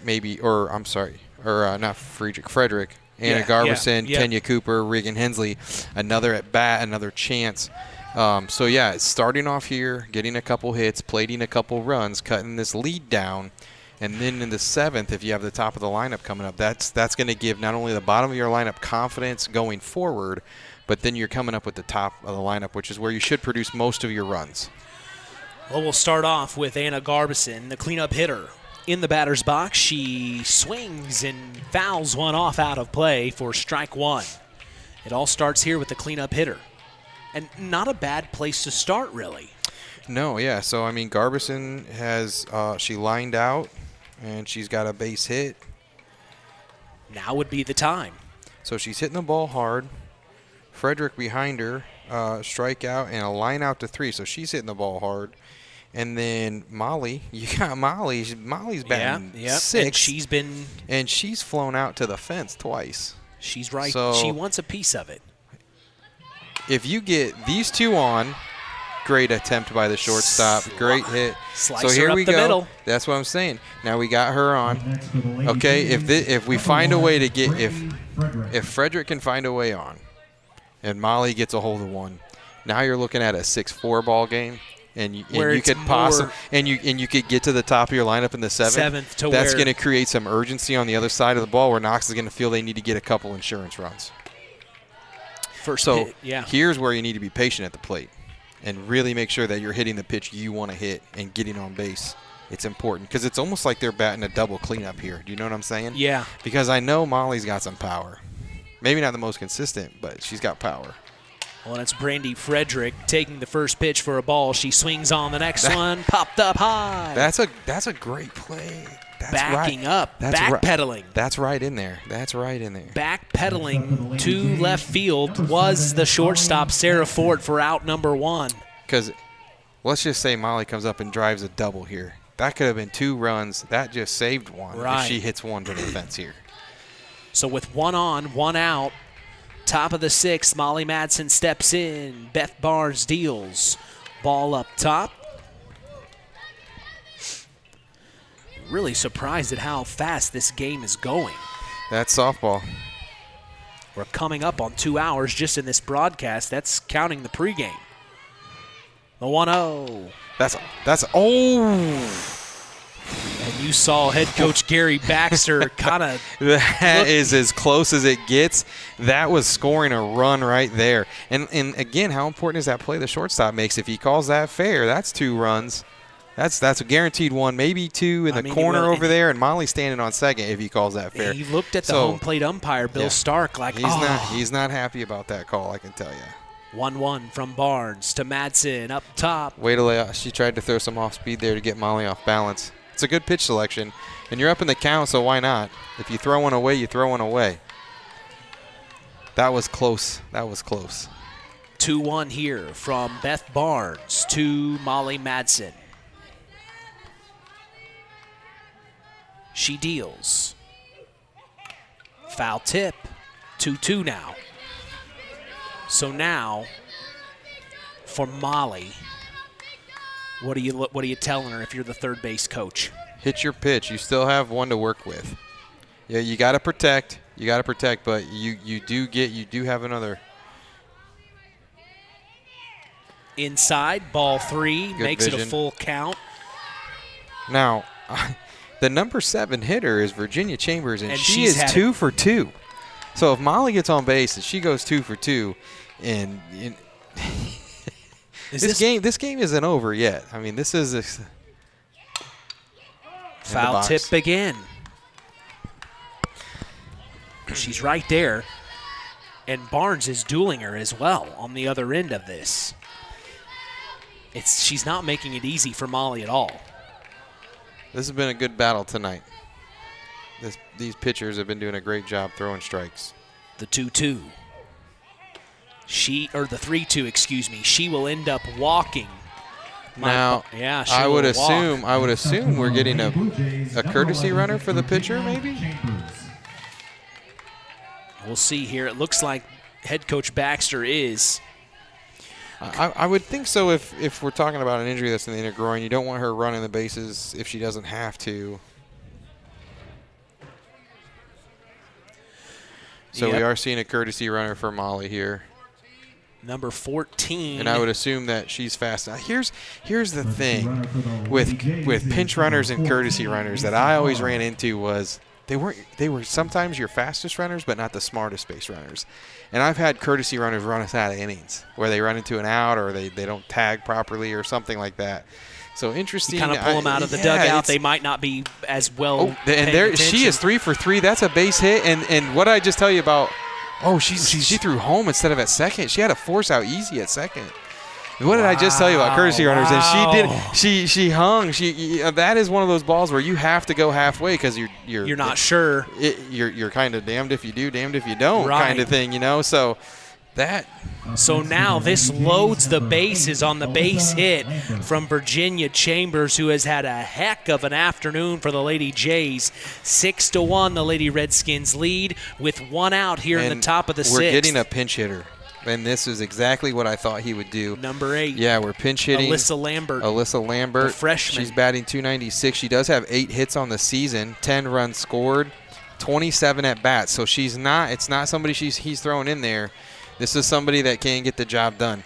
And here we go. If she gets on base, now you're bringing the top of the lineup now. Yeah, just what you were talking about. Now exactly. you're bringing the top of the lineup now, and that's right where you want to be if you want to get back in this game. So we're going to see how this plays out. The courtesy runner at 2 is Macy Morrow, the freshman. And here's Alyssa Lambert, takes the first pitch from Beth Barnes, called strike. What an interesting scenario we have found ourselves in here. So she is hitting for Emma Baker, correct? Baxter, yes. Baxter. Swing and a miss, strike 2. Lambert wanted it. I'm guessing that we'd possibly see another pinch hitter on a strikeout here or any kind of out. You just need you got to put a ball in play here. The 0-2. Swing and a miss. That's a big strikeout. Strike 3, and Beth Barnes holding command right now in the circle. That's out number 2. We will see Olivia Tim, the number 9 hitter, step in here. She is grounded out twice to the third baseman. At this point, you got to get at least a run on. Yeah, she's behind.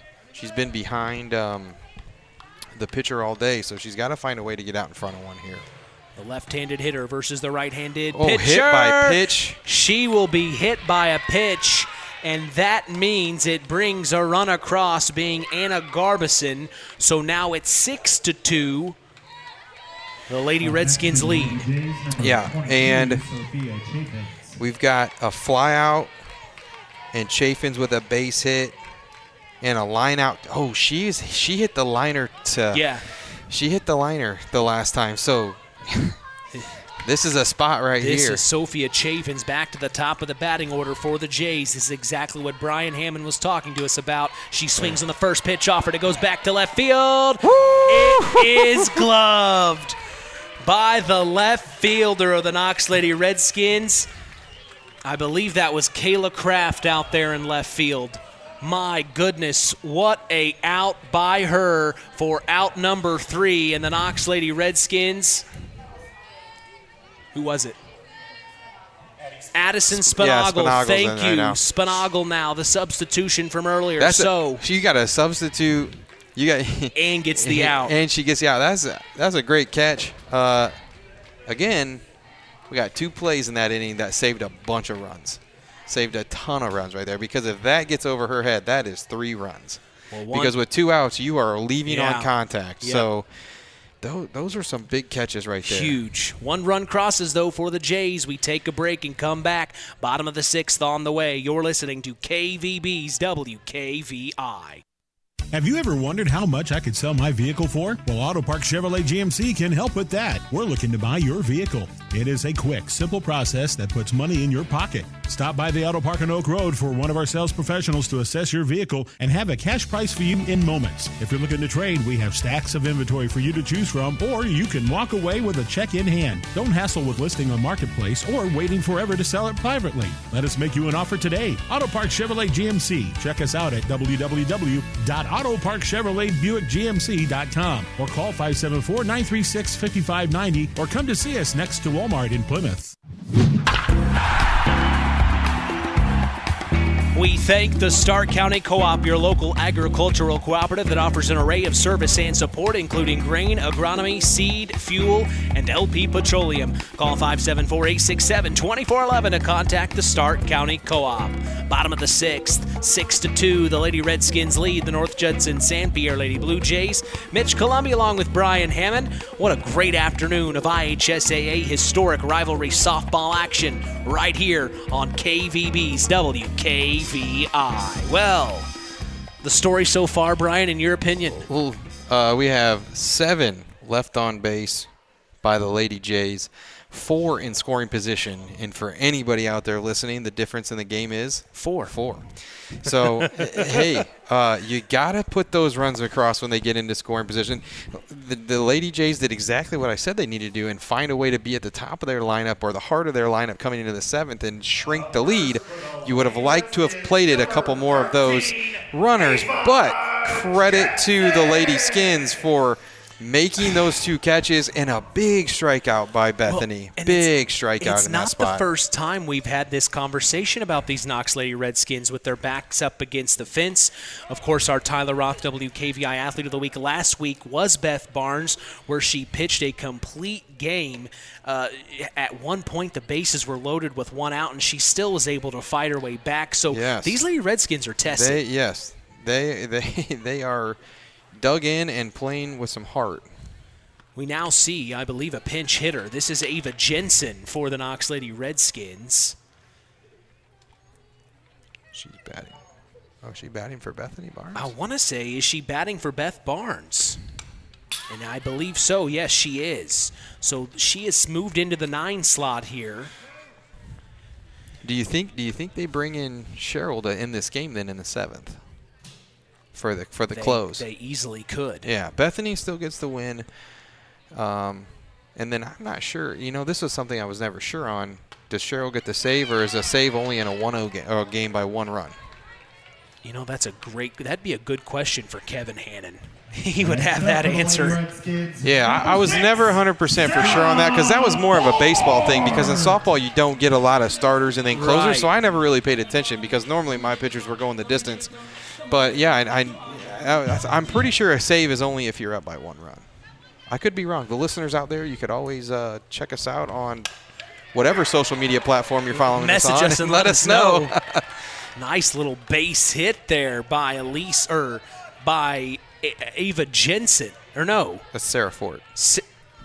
Next up for the Lady Redskins, number 32. Yes, Sarah Ford. It looks like an 8, but she's got dirt on her jersey. It looked like a number 8, but it's a number 6. So Sarah Ford. 2 for 2 tonight in the leadoff spot. Her on-base percentage, 500, right where you want to be.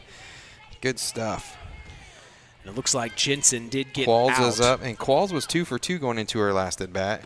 She grounded out to the shortstop. There goes Fort to take 2. She slides in, and she's safe. The Lady Redskins. Stolen base. She stole it. And Qualls is stepping back in with a 1-0 count from Molly Madsen here. 6-2, the Lady Redskins lead. 1 out, 1 in scoring position.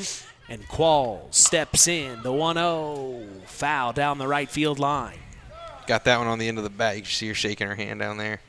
Those bats, even though those composite bats will still vibrate. They give you a little. Yes, they'll give you that little sting, just like old school aluminum bats used to do.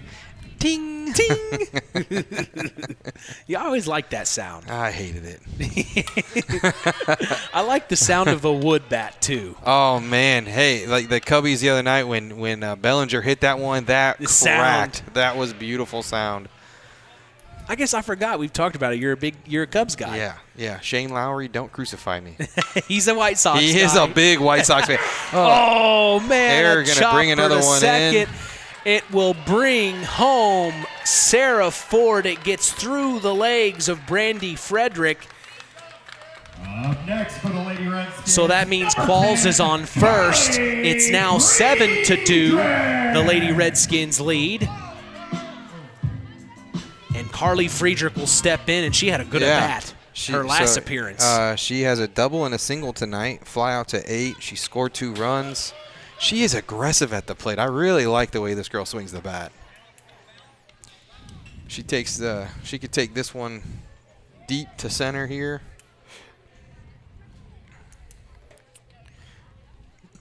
Oh, 1 for Friedrich. Popped up high. It will be fielded by the shortstop, Kenya Cooper, for out number 2. Qualls stays at first.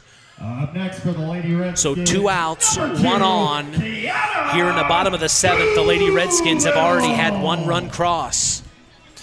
Here you go. So, you want to make a wager on this? Are we allowed to bet on high school sports and whether this girl knocks another one out of the park? Because the way she's swinging the bat, holy cow! Well, and you see, I would be scared. She looks over here. I assume it's a parent. Every time she's up to bat, she looks over to what I assume is a family member, and she gets a hold of one right to Kenya Cooper. Throws to first, overthrown. It will advance Cadence Qualls to 3. So runners on the corners for the Knox Lady Redskins. Next up for the Lady Redskins, number 26. I was going to say before she swung the bat that the third baseman was playing in a little more normal than I would probably play my third baseman. Now, when you're playing third base in a softball game for a fast pitch and you're playing in front of the bag, you're crazy, in my opinion. You are crazy. And the way that girl swings the bat and she was playing in, I would have been scared for my life playing third base. I don't know how these girls do it. It came right at her, too. Oh, that was a short. She hit that one at the shortstop, but even as hard as she hit that, the shortstop even kind of was like, oh, get out of the way. Yeah, she did not want to get hurt by it. No, she did not. We now see Cheryl Barnes up to bat. She takes the first pitch inside, ball called. With 2 outs, 2 runners in scoring position for the Redskins as Doolittle advanced to 2 off the pitch that got past Chaffins, I believe. 19 hits and 15 RBIs coming in tonight, so she's probably looking to add right now 2 more if she gets a good hit. Next pitch. That's a good hit. Back to right field in the gap, and it'll drop over the head of the right fielder. It will bring Cadence Qualls home. It'll bring Kiana Doolittle home, and standing in for a 2 RBI double. Yes, sir. Cheryl Barnes. This is, I mean, Knox is doing what they need to do. They're saying, they held on in those defensive battles. They don't care about the 4 left on base in scoring position. They're just going to outscore you. It's not going to matter how many Judson left on base tonight. 2 outs. Cheryl Barnes on second in scoring position. Madsen deals the first pitch to Addison Spinagle. Strike called. She will step back in here. The 0-1. Popped up high. Infield should be caught by the second baseman, and it is. Gloved by Brandy Frederick. That is the bottom of the sixth. 3 runs crossed for the Knox Lady Redskins. They lead 9-2. We pause and come back. Top of the seventh is on the way. You're listening to Kankakee Valley Broadcasting's WKVI. Culver's Portside Marina handles all water and recreational needs. When it comes to pontoons, Godfrey leads the industry in performance and quality, and Portside Marina has them in stock. From Sanpan, Aqua Patio, Sweetwater, and Monaco pontoons, if you're looking for a family boat, Culver's Portside Marina can help. Discover the evolution of the wake boat through luxury models offered from Centurion and Supreme Surf Boats. Yamaha Wave Runners and Kawasaki jet skis are on the showroom floor waiting. Located at 514 West Mill Street in Culver. Stop in or call them at 574-842-5000. Culver's Portside Marina. Back at Knox softball field, Mitch Columbia along with Brian Hammond. We go to the 7th inning. 9-2, the Knox Lady Redskins lead the North Judson-San Pierre Lady Blue Jays in this historic cross-county battle. Nobody misses. If you are reporting the scores to anybody, you tell them you heard it here first on KVB's WKVI. I'm having too much fun. Yeah, they brought Bethany back to finish this one out. They're going to let her go the distance. I feel at 9-2, that's what you do. You let her get her win on her own terms here. And I said this during basketball season. I love the hype that you bring, the music you play. It should get people bouncing off their chairs and excited to listen. Well, at the end of the day, if you don't like softball, at least we can bring some entertainment to you. That's what I'm hoping. I hope I'm entertaining and not boring to listen to.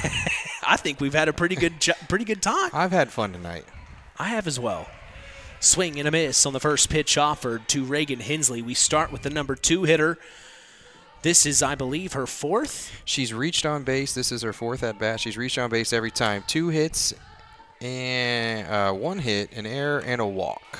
She swings on the next offered pitch, fouled off, 0-2 now.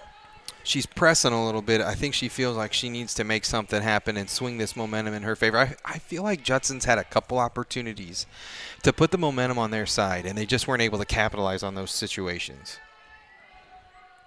Well, and they had bases loaded in the last half inning as well. Top of the first to set the tone of the game with 2 on in scoring position with 1 out.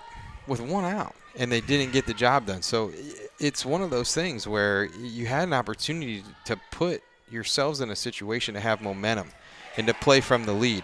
And he is calling that corner hard. As she goes down looking for strike. Down to their final 2 outs. You got Kenya Cooper, Anna Garbison. Right here's your 3 and 4 hitter. And this is where you want to see somebody make something happen and try to put some life back in this team. Yeah, Reagan Hensley did not think that was a strike, but it is inside corner. Nice placement there by Beth Barnes for out number 1. And now we see Kenya Cooper for the Lady Jays. She takes the first pitch for a called strike. He loves that corner. Yeah, she did double earlier in the game here in the 3rd inning. And a fly out to the center fielder. So, I mean, she's got some juice in the bat to make something happen. Maybe a little double or triple here. Even a single gets you going. The 0-1. Big swing. Popped up high. Oh, and Carly Friedrich had it, and it just bounces off her glove. That means Cooper will get another opportunity here with 1 out. And let's just say this. Stark, the head umpire, has called that pitch for both teams. It's went the whole game. It's been there the whole game. And I'm really surprised that the pitchers didn't try to attack it more. And maybe they have, and that's why it's getting called so often. So 0-2 from Barnes. Definitely. She tried to go for it. It's a little up there. You could see the catcher come up for it. But that's one of those things as a catcher. You got to do your best to get your arm above it and get that glove pointed down. So you got to stick it. So these catchers have done a pretty good job tonight. 1-2. Swing and a miss. Strike 3 and out number 2. Cooper goes down. And strikeout. She's only had 1 other strikeout all game, and now she's going to come back. Or no. I'm looking. Garbison, yeah, right? Garbison's up, yeah. So Anna Garbison now. She's 2 strikeouts, and now in this inning, 2 strikeouts. She's trying to close this game out with strikeouts. First pitch finds the zone. She came off speed on the first pitch of the at-bat. That is I like it. I love it. Garbison just didn't know what to do with it, and she takes it for strike one now. And she hit that corner, too, with that off speed. Perfect. That is beautiful stuff. 0-1 from Barnes. Right to work. Strike two. She swings and misses. She's trying to get out of here. She has saved her best stuff. She's got someplace to be. I don't know. She's got homework, Nathan says. I haven't seen a lot of off-speed out of Bethany Knight, so maybe she had this one in the saves her best in the for back, last. Waiting for the right moment to bring this pitch out that she's struck 2 out on. Next pitch and then is a ball. she throws it for her first pitch strike in the third at bat in this inning. So well, she tried to get Garbison to chase, but Garbison stays patient as here's the 1-2 outside, evens up at 2-2 here. Beth maybe just playing with her a little bit.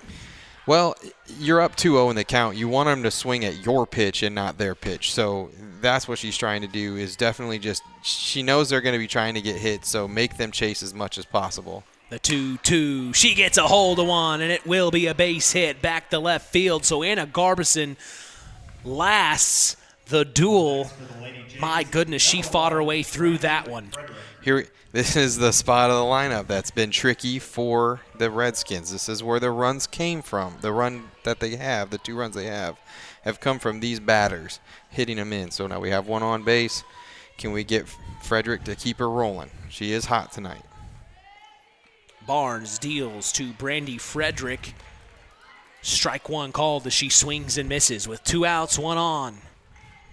Top of the 7th, it's now or never for the Lady Jays. They trail 9-2.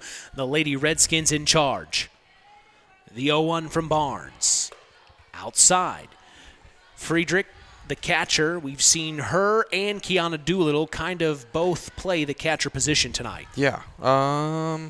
Somewhere they got off because Doolittle was the starter, and if they were going every other, I would have thought we would have saw Doolittle here. Yeah, so here. someplace popped up high. Barnes tried to make a play on it. Cheryl being the first baseman, she couldn't track it down. So it'll make it 1-2 the count now with 2 outs. I always like to have a little fun with my players there. Last out of the game, hey, why aren't we diving for that? I mean, you're right there. Put it all on the line. Yeah, you want to win this for it. You want to win this game or not? Show me you want it. We've also talked with some coaches that say, if the pitch is inside, don't duck out of the way, take it.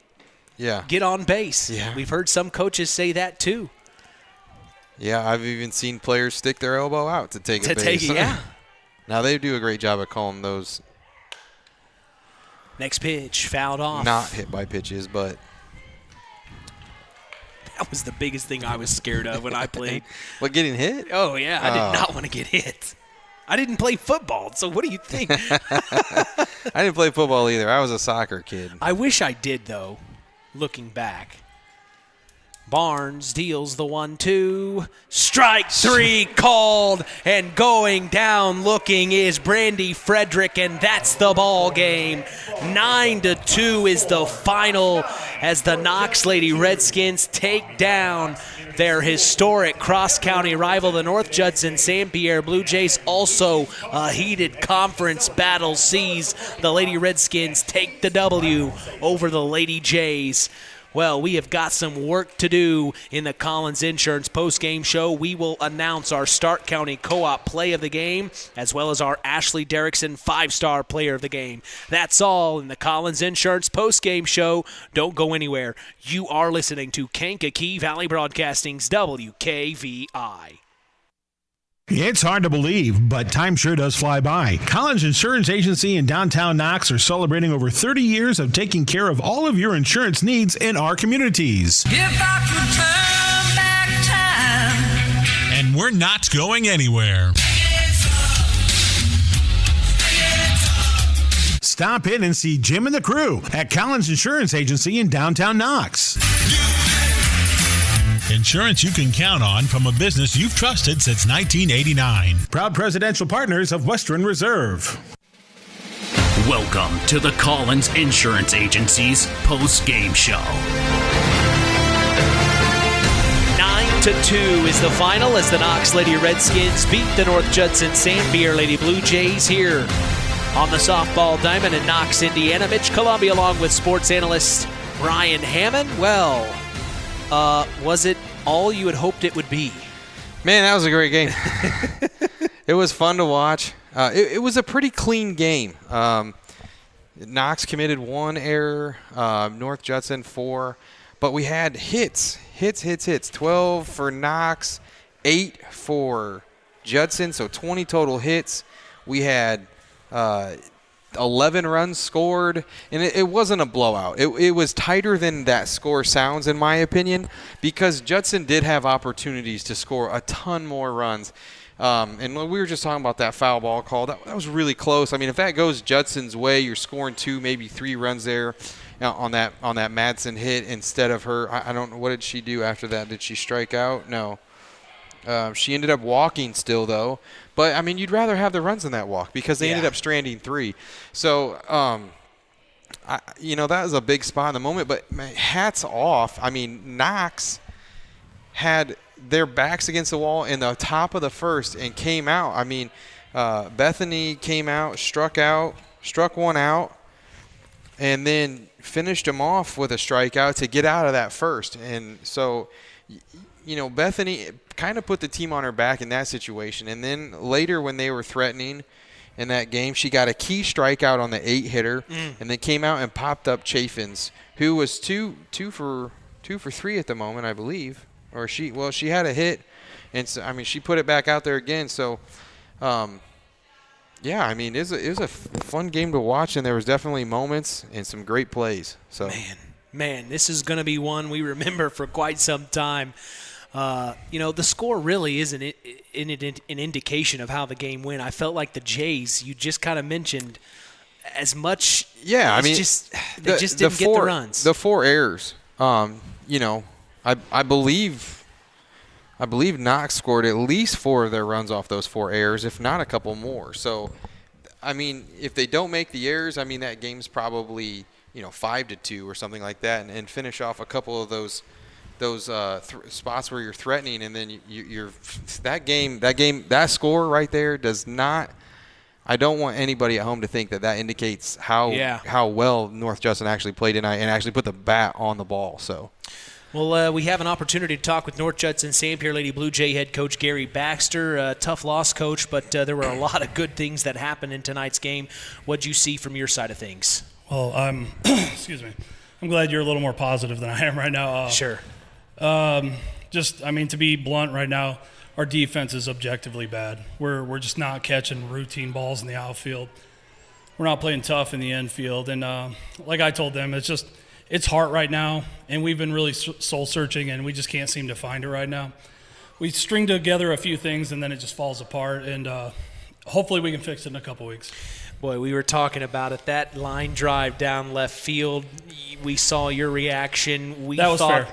That was 100% fair. And in that situation of the game, Coach, I mean. I said, Molly ended up walking, which loads the bases, but I think you would trade that walk for 2 runs. Absolutely. For sure, because we made the comment that before that, if Molly gets a hit and then we had Chambers up, who was hot at the moment, who I think actually – Did she get a hit in that situation? She did, yeah. I believe she got a hit. I mean, you're talking about a game at that time that was 6-2, and it could have been looking at a 6-3, 6-4 ball, or it was 6-4, 6-5. Yeah, and you got to feel like you're in it with the top of the lineup coming. And I'm not going to make excuses. It is calls get missed all the time, but you guys had a better view than I did, and I was right there, and it went over the bag. It doesn't matter. It went over the bag fair, and it hooked foul. It's not foul. It's where it goes over the bag.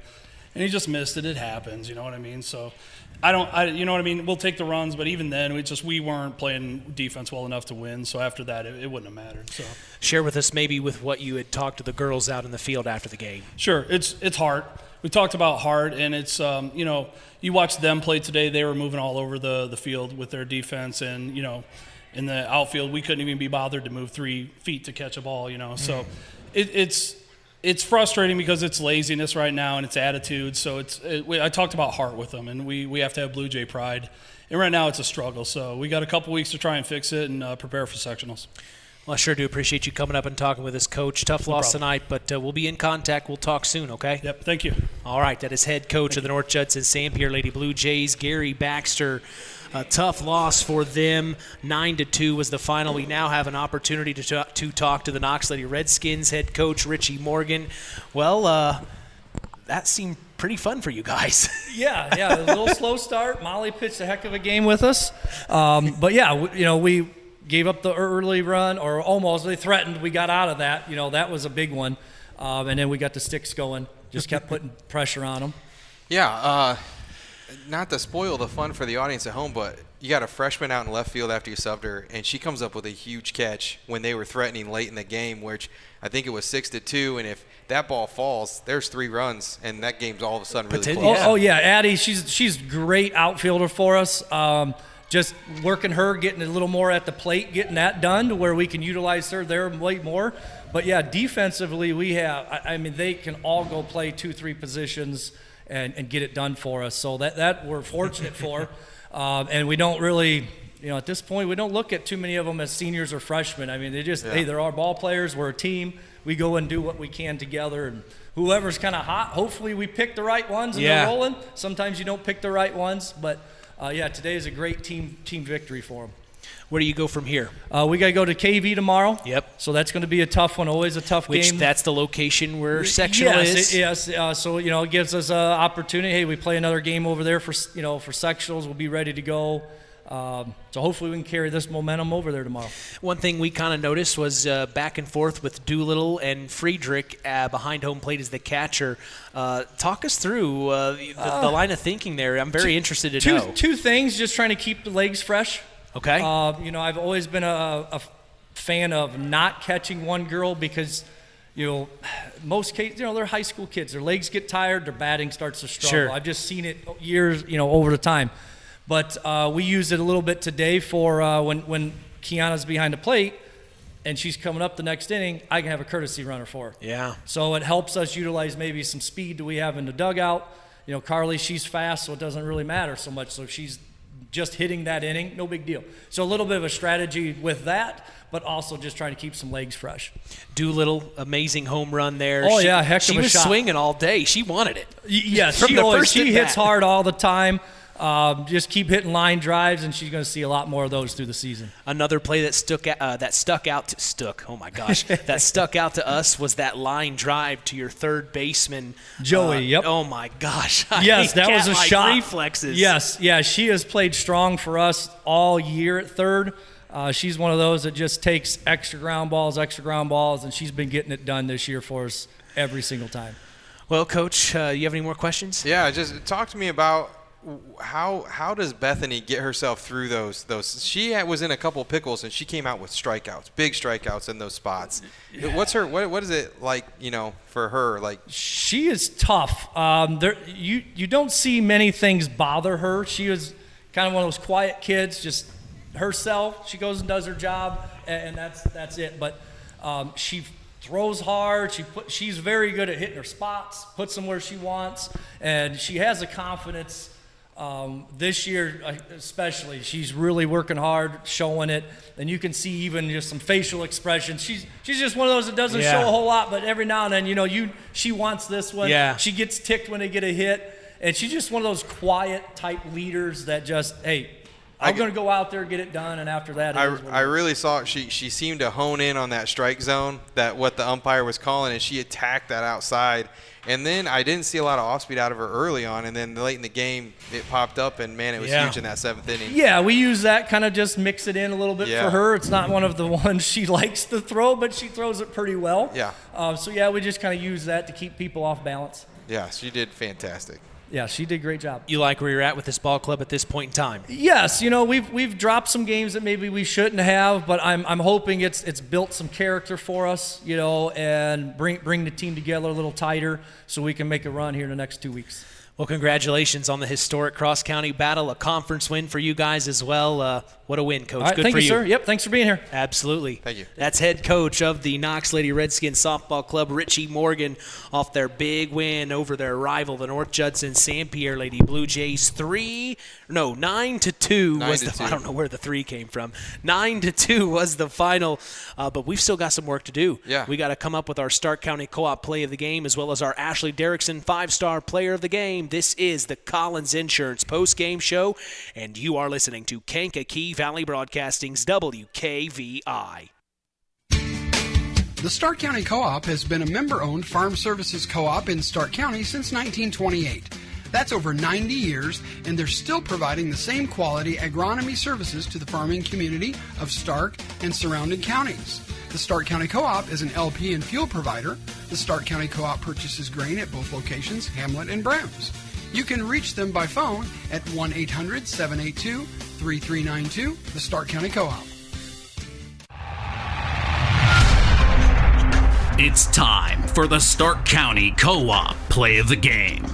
Let's return to the voice of WKVI Sports, Mitch Columbi. 9-2 is the final as the Knox Lady Redskins beat the North Judson-San Pierre Lady Blue Jays. It is now time for our Stark County Co-op Play of the Game. What are you thinking? Yeah, I'm going to go with the freshman Spinagle on the substitution. She's out in left field, bases loaded, and she comes up with a big catch back at the fence. She drop step, went back, beautiful textbook play. A freshman? A freshman. And if she drops that, it's 3 runs. And then it's 6-5, 6-4, 6-5, yeah, one of the two. Somewhere in there, yeah. It's a different ball game. It is a different ball game. That was a big catch in that situation, and for a freshman. And there were several plays we could have chosen. Yeah. That big home run by Doolittle, the snag at third by Montague. There was another great play by the shortstop. I mean, Knox made it tough, but I like the I like the Spinagle play just because. As a coach, that's what you want. As a coach, and I had a similar situation with a freshman in play making a huge catch over at Triton one time for me. So I really love that situation, that play, and the trust in the coach for her to go get that. Great stuff. Well, congratulations to Addison Spinagle for making the great play, as it is named our Stark County Co-op Play of the Game. We're taking a break. Coming back, the Ashley Derrickson 5-Star Player of the Game is next. This is the Collins Insurance postgame show. Since 1936, Standard Plumbing, Heating, and Air Conditioning have always taken pride in doing the job right. Third-generation owner Brian Hammond and his family have always set the standard when it comes to taking care of all your heating and cooling needs. Making your home a comfortable home is the absolute top priority. If you are uncomfortable in your home, give them a call at 574-936-4660. Follow them on Facebook. Let Standard Plumbing, Heating, and Air Conditioning help you take control of your comfort. Time to announce the Ashley Derrickson 5-Star Player of the Game. Mitch? I appreciate you, John. As today's broadcast is brought to you in part by 5-Star, we thank them for supporting local high school sports and remind you to shop local. That's 5-Star in the Knox Mall. It's time now for our Ashley Derrickson 5-Star Player of the Game, given in memory of Ashley Derrickson, a 2008 graduate of North Judson-San Pierre High School who battled cancer throughout her high school career before losing that battle on December 12th of 2008. We'll tell you who's earned that honor after this word from 5-Star. 5-Star, the largest meat and grocery store in the area, focused on quality, value, and customer service. The 5 stars in the name of the store come from 5 family members of the original owners serving in World War II, each one represented by a blue star on a flag hanging in the front window of the family home. That's why even decades later, 5-Star is known for its dedication to service. Now that dedication means savings for you. 5-Star, one of the We Care stores, the area's largest meat and grocery store, focused on quality, value, and customer service. Located, you know where, in the Knox Mall. Who do you think, Brian? I'm going to go with we're going to go with co-players, 5-Star players tonight. I mean, Doolittle at the plate tonight. That double to get it started, the scoring started. She comes up, she puts the game away with the home run, but Bethany pitching in those tight situations, along with some great defense. She put coming in, finishing strong with the 3 strikeouts in the last inning. I give it to both of them tonight. Wow. Well, this is our first co-players of the game this spring season. Why not be the historic county rivalry? I mean, I don't know that we can really, giving it to just one of them would leave one of them out. It was so tough because Finagle made such a great play on that deep fly ball, and Doolittle was so good at the plate, and Bethany was so good in the circle. I mean, it's a great team win, but yeah, I like them both there, and I didn't want to leave anybody out in that situation for sure. Well, congratulations to our Ashley Derrickson 5-star co-players of the game, Kiana Doolittle and Beth Barnes. You also have a shout-out, I believe. Yeah, we want to thank Sean Messer out there for having a listen tonight and listen to us two rattle on about probably absolutely nothing most of the night. So, but we appreciate you listening, everybody out there. I don't know, maybe my wife's listening at home. Always appreciate when she lets me come out and do these games. She's at home doing all the kid duty tonight. Both of them. Thank you to her. Thank you to her. Yes, we appreciate her for sure. She is a saint, and she lets me kind of have some fun every once in a while. So I appreciate that. And we're not done with you yet. You're still coming back for another game? Yes. If you appreciate us on the air, we're here Tuesday, South Central versus Knox. That one should be another banger of a game. I'm excited. That one should be really fun to watch. So or listen to. If you're not here, tune in. At the same time. Yes. I tell people you can listen to us on your phone, but there is a little bit of a delay. I'm telling people, you just go to Amazon. You just get a little – it's called an FM radio. What's that? You hold it in your hand, you turn it on, and you can tune in to signals in the air. It's called FM radio. It's pretty amazing, but there's no delay. You can listen to us in the moment.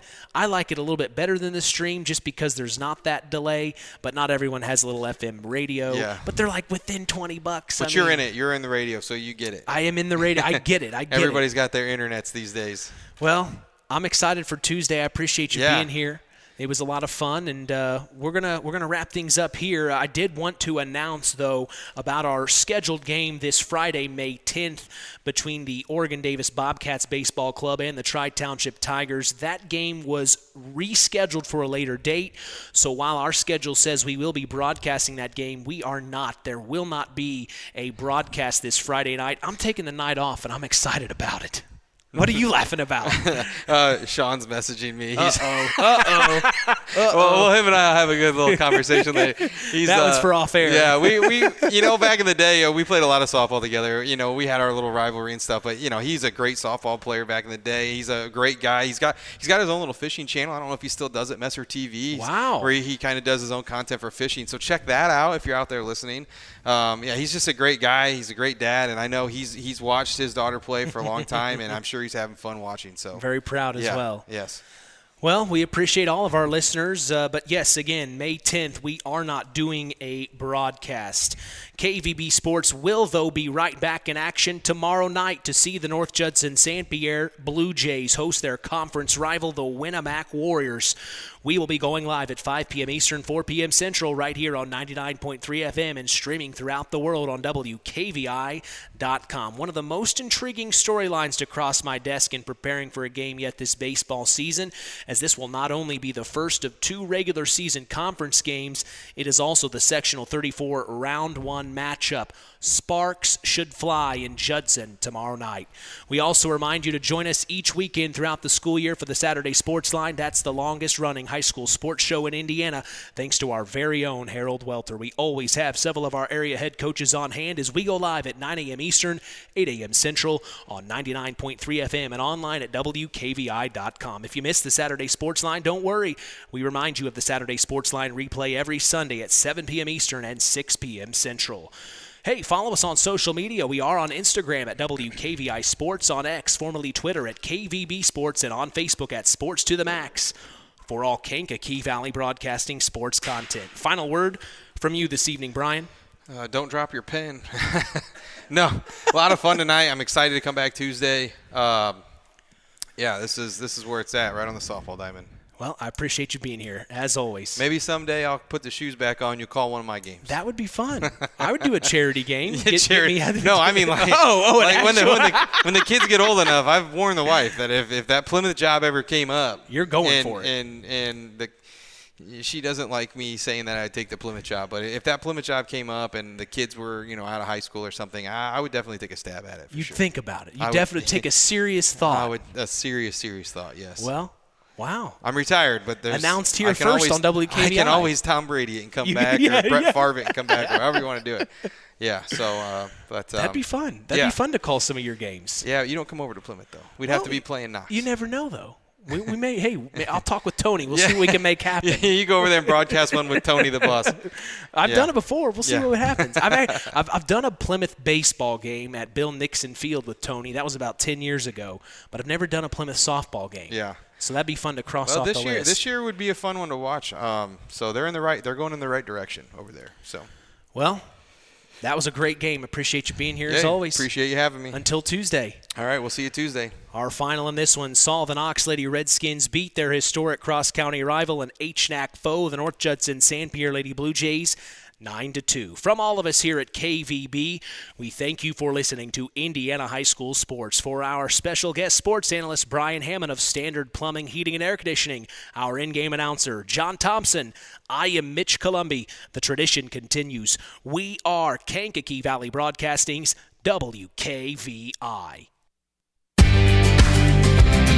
Thank you for listening to Indiana High School Softball on Kankakee Valley Broadcasting's WKVI. Sponsored in part by Culver's Portside Marina, NEPCO, Crane and Equipment Services, Farm Fertilizers, First Farmers Bank and Trust, Lawrence Farms, Mark's Body Shop in Knox, Zingo Express, Pulaski Memorial Hospital, Stark County Co-op, The Auto Park with locations in LaPorte, Plymouth, and Bremen, Standard Plumbing, Heating, and Air Conditioning, Collins Insurance, Howard's Marathon of Winamac, and 5-Star. We'd like to thank our sponsors for their dedication in supporting local high school sports and helping continue the tradition on Kankakee Valley Broadcasting's WKVI.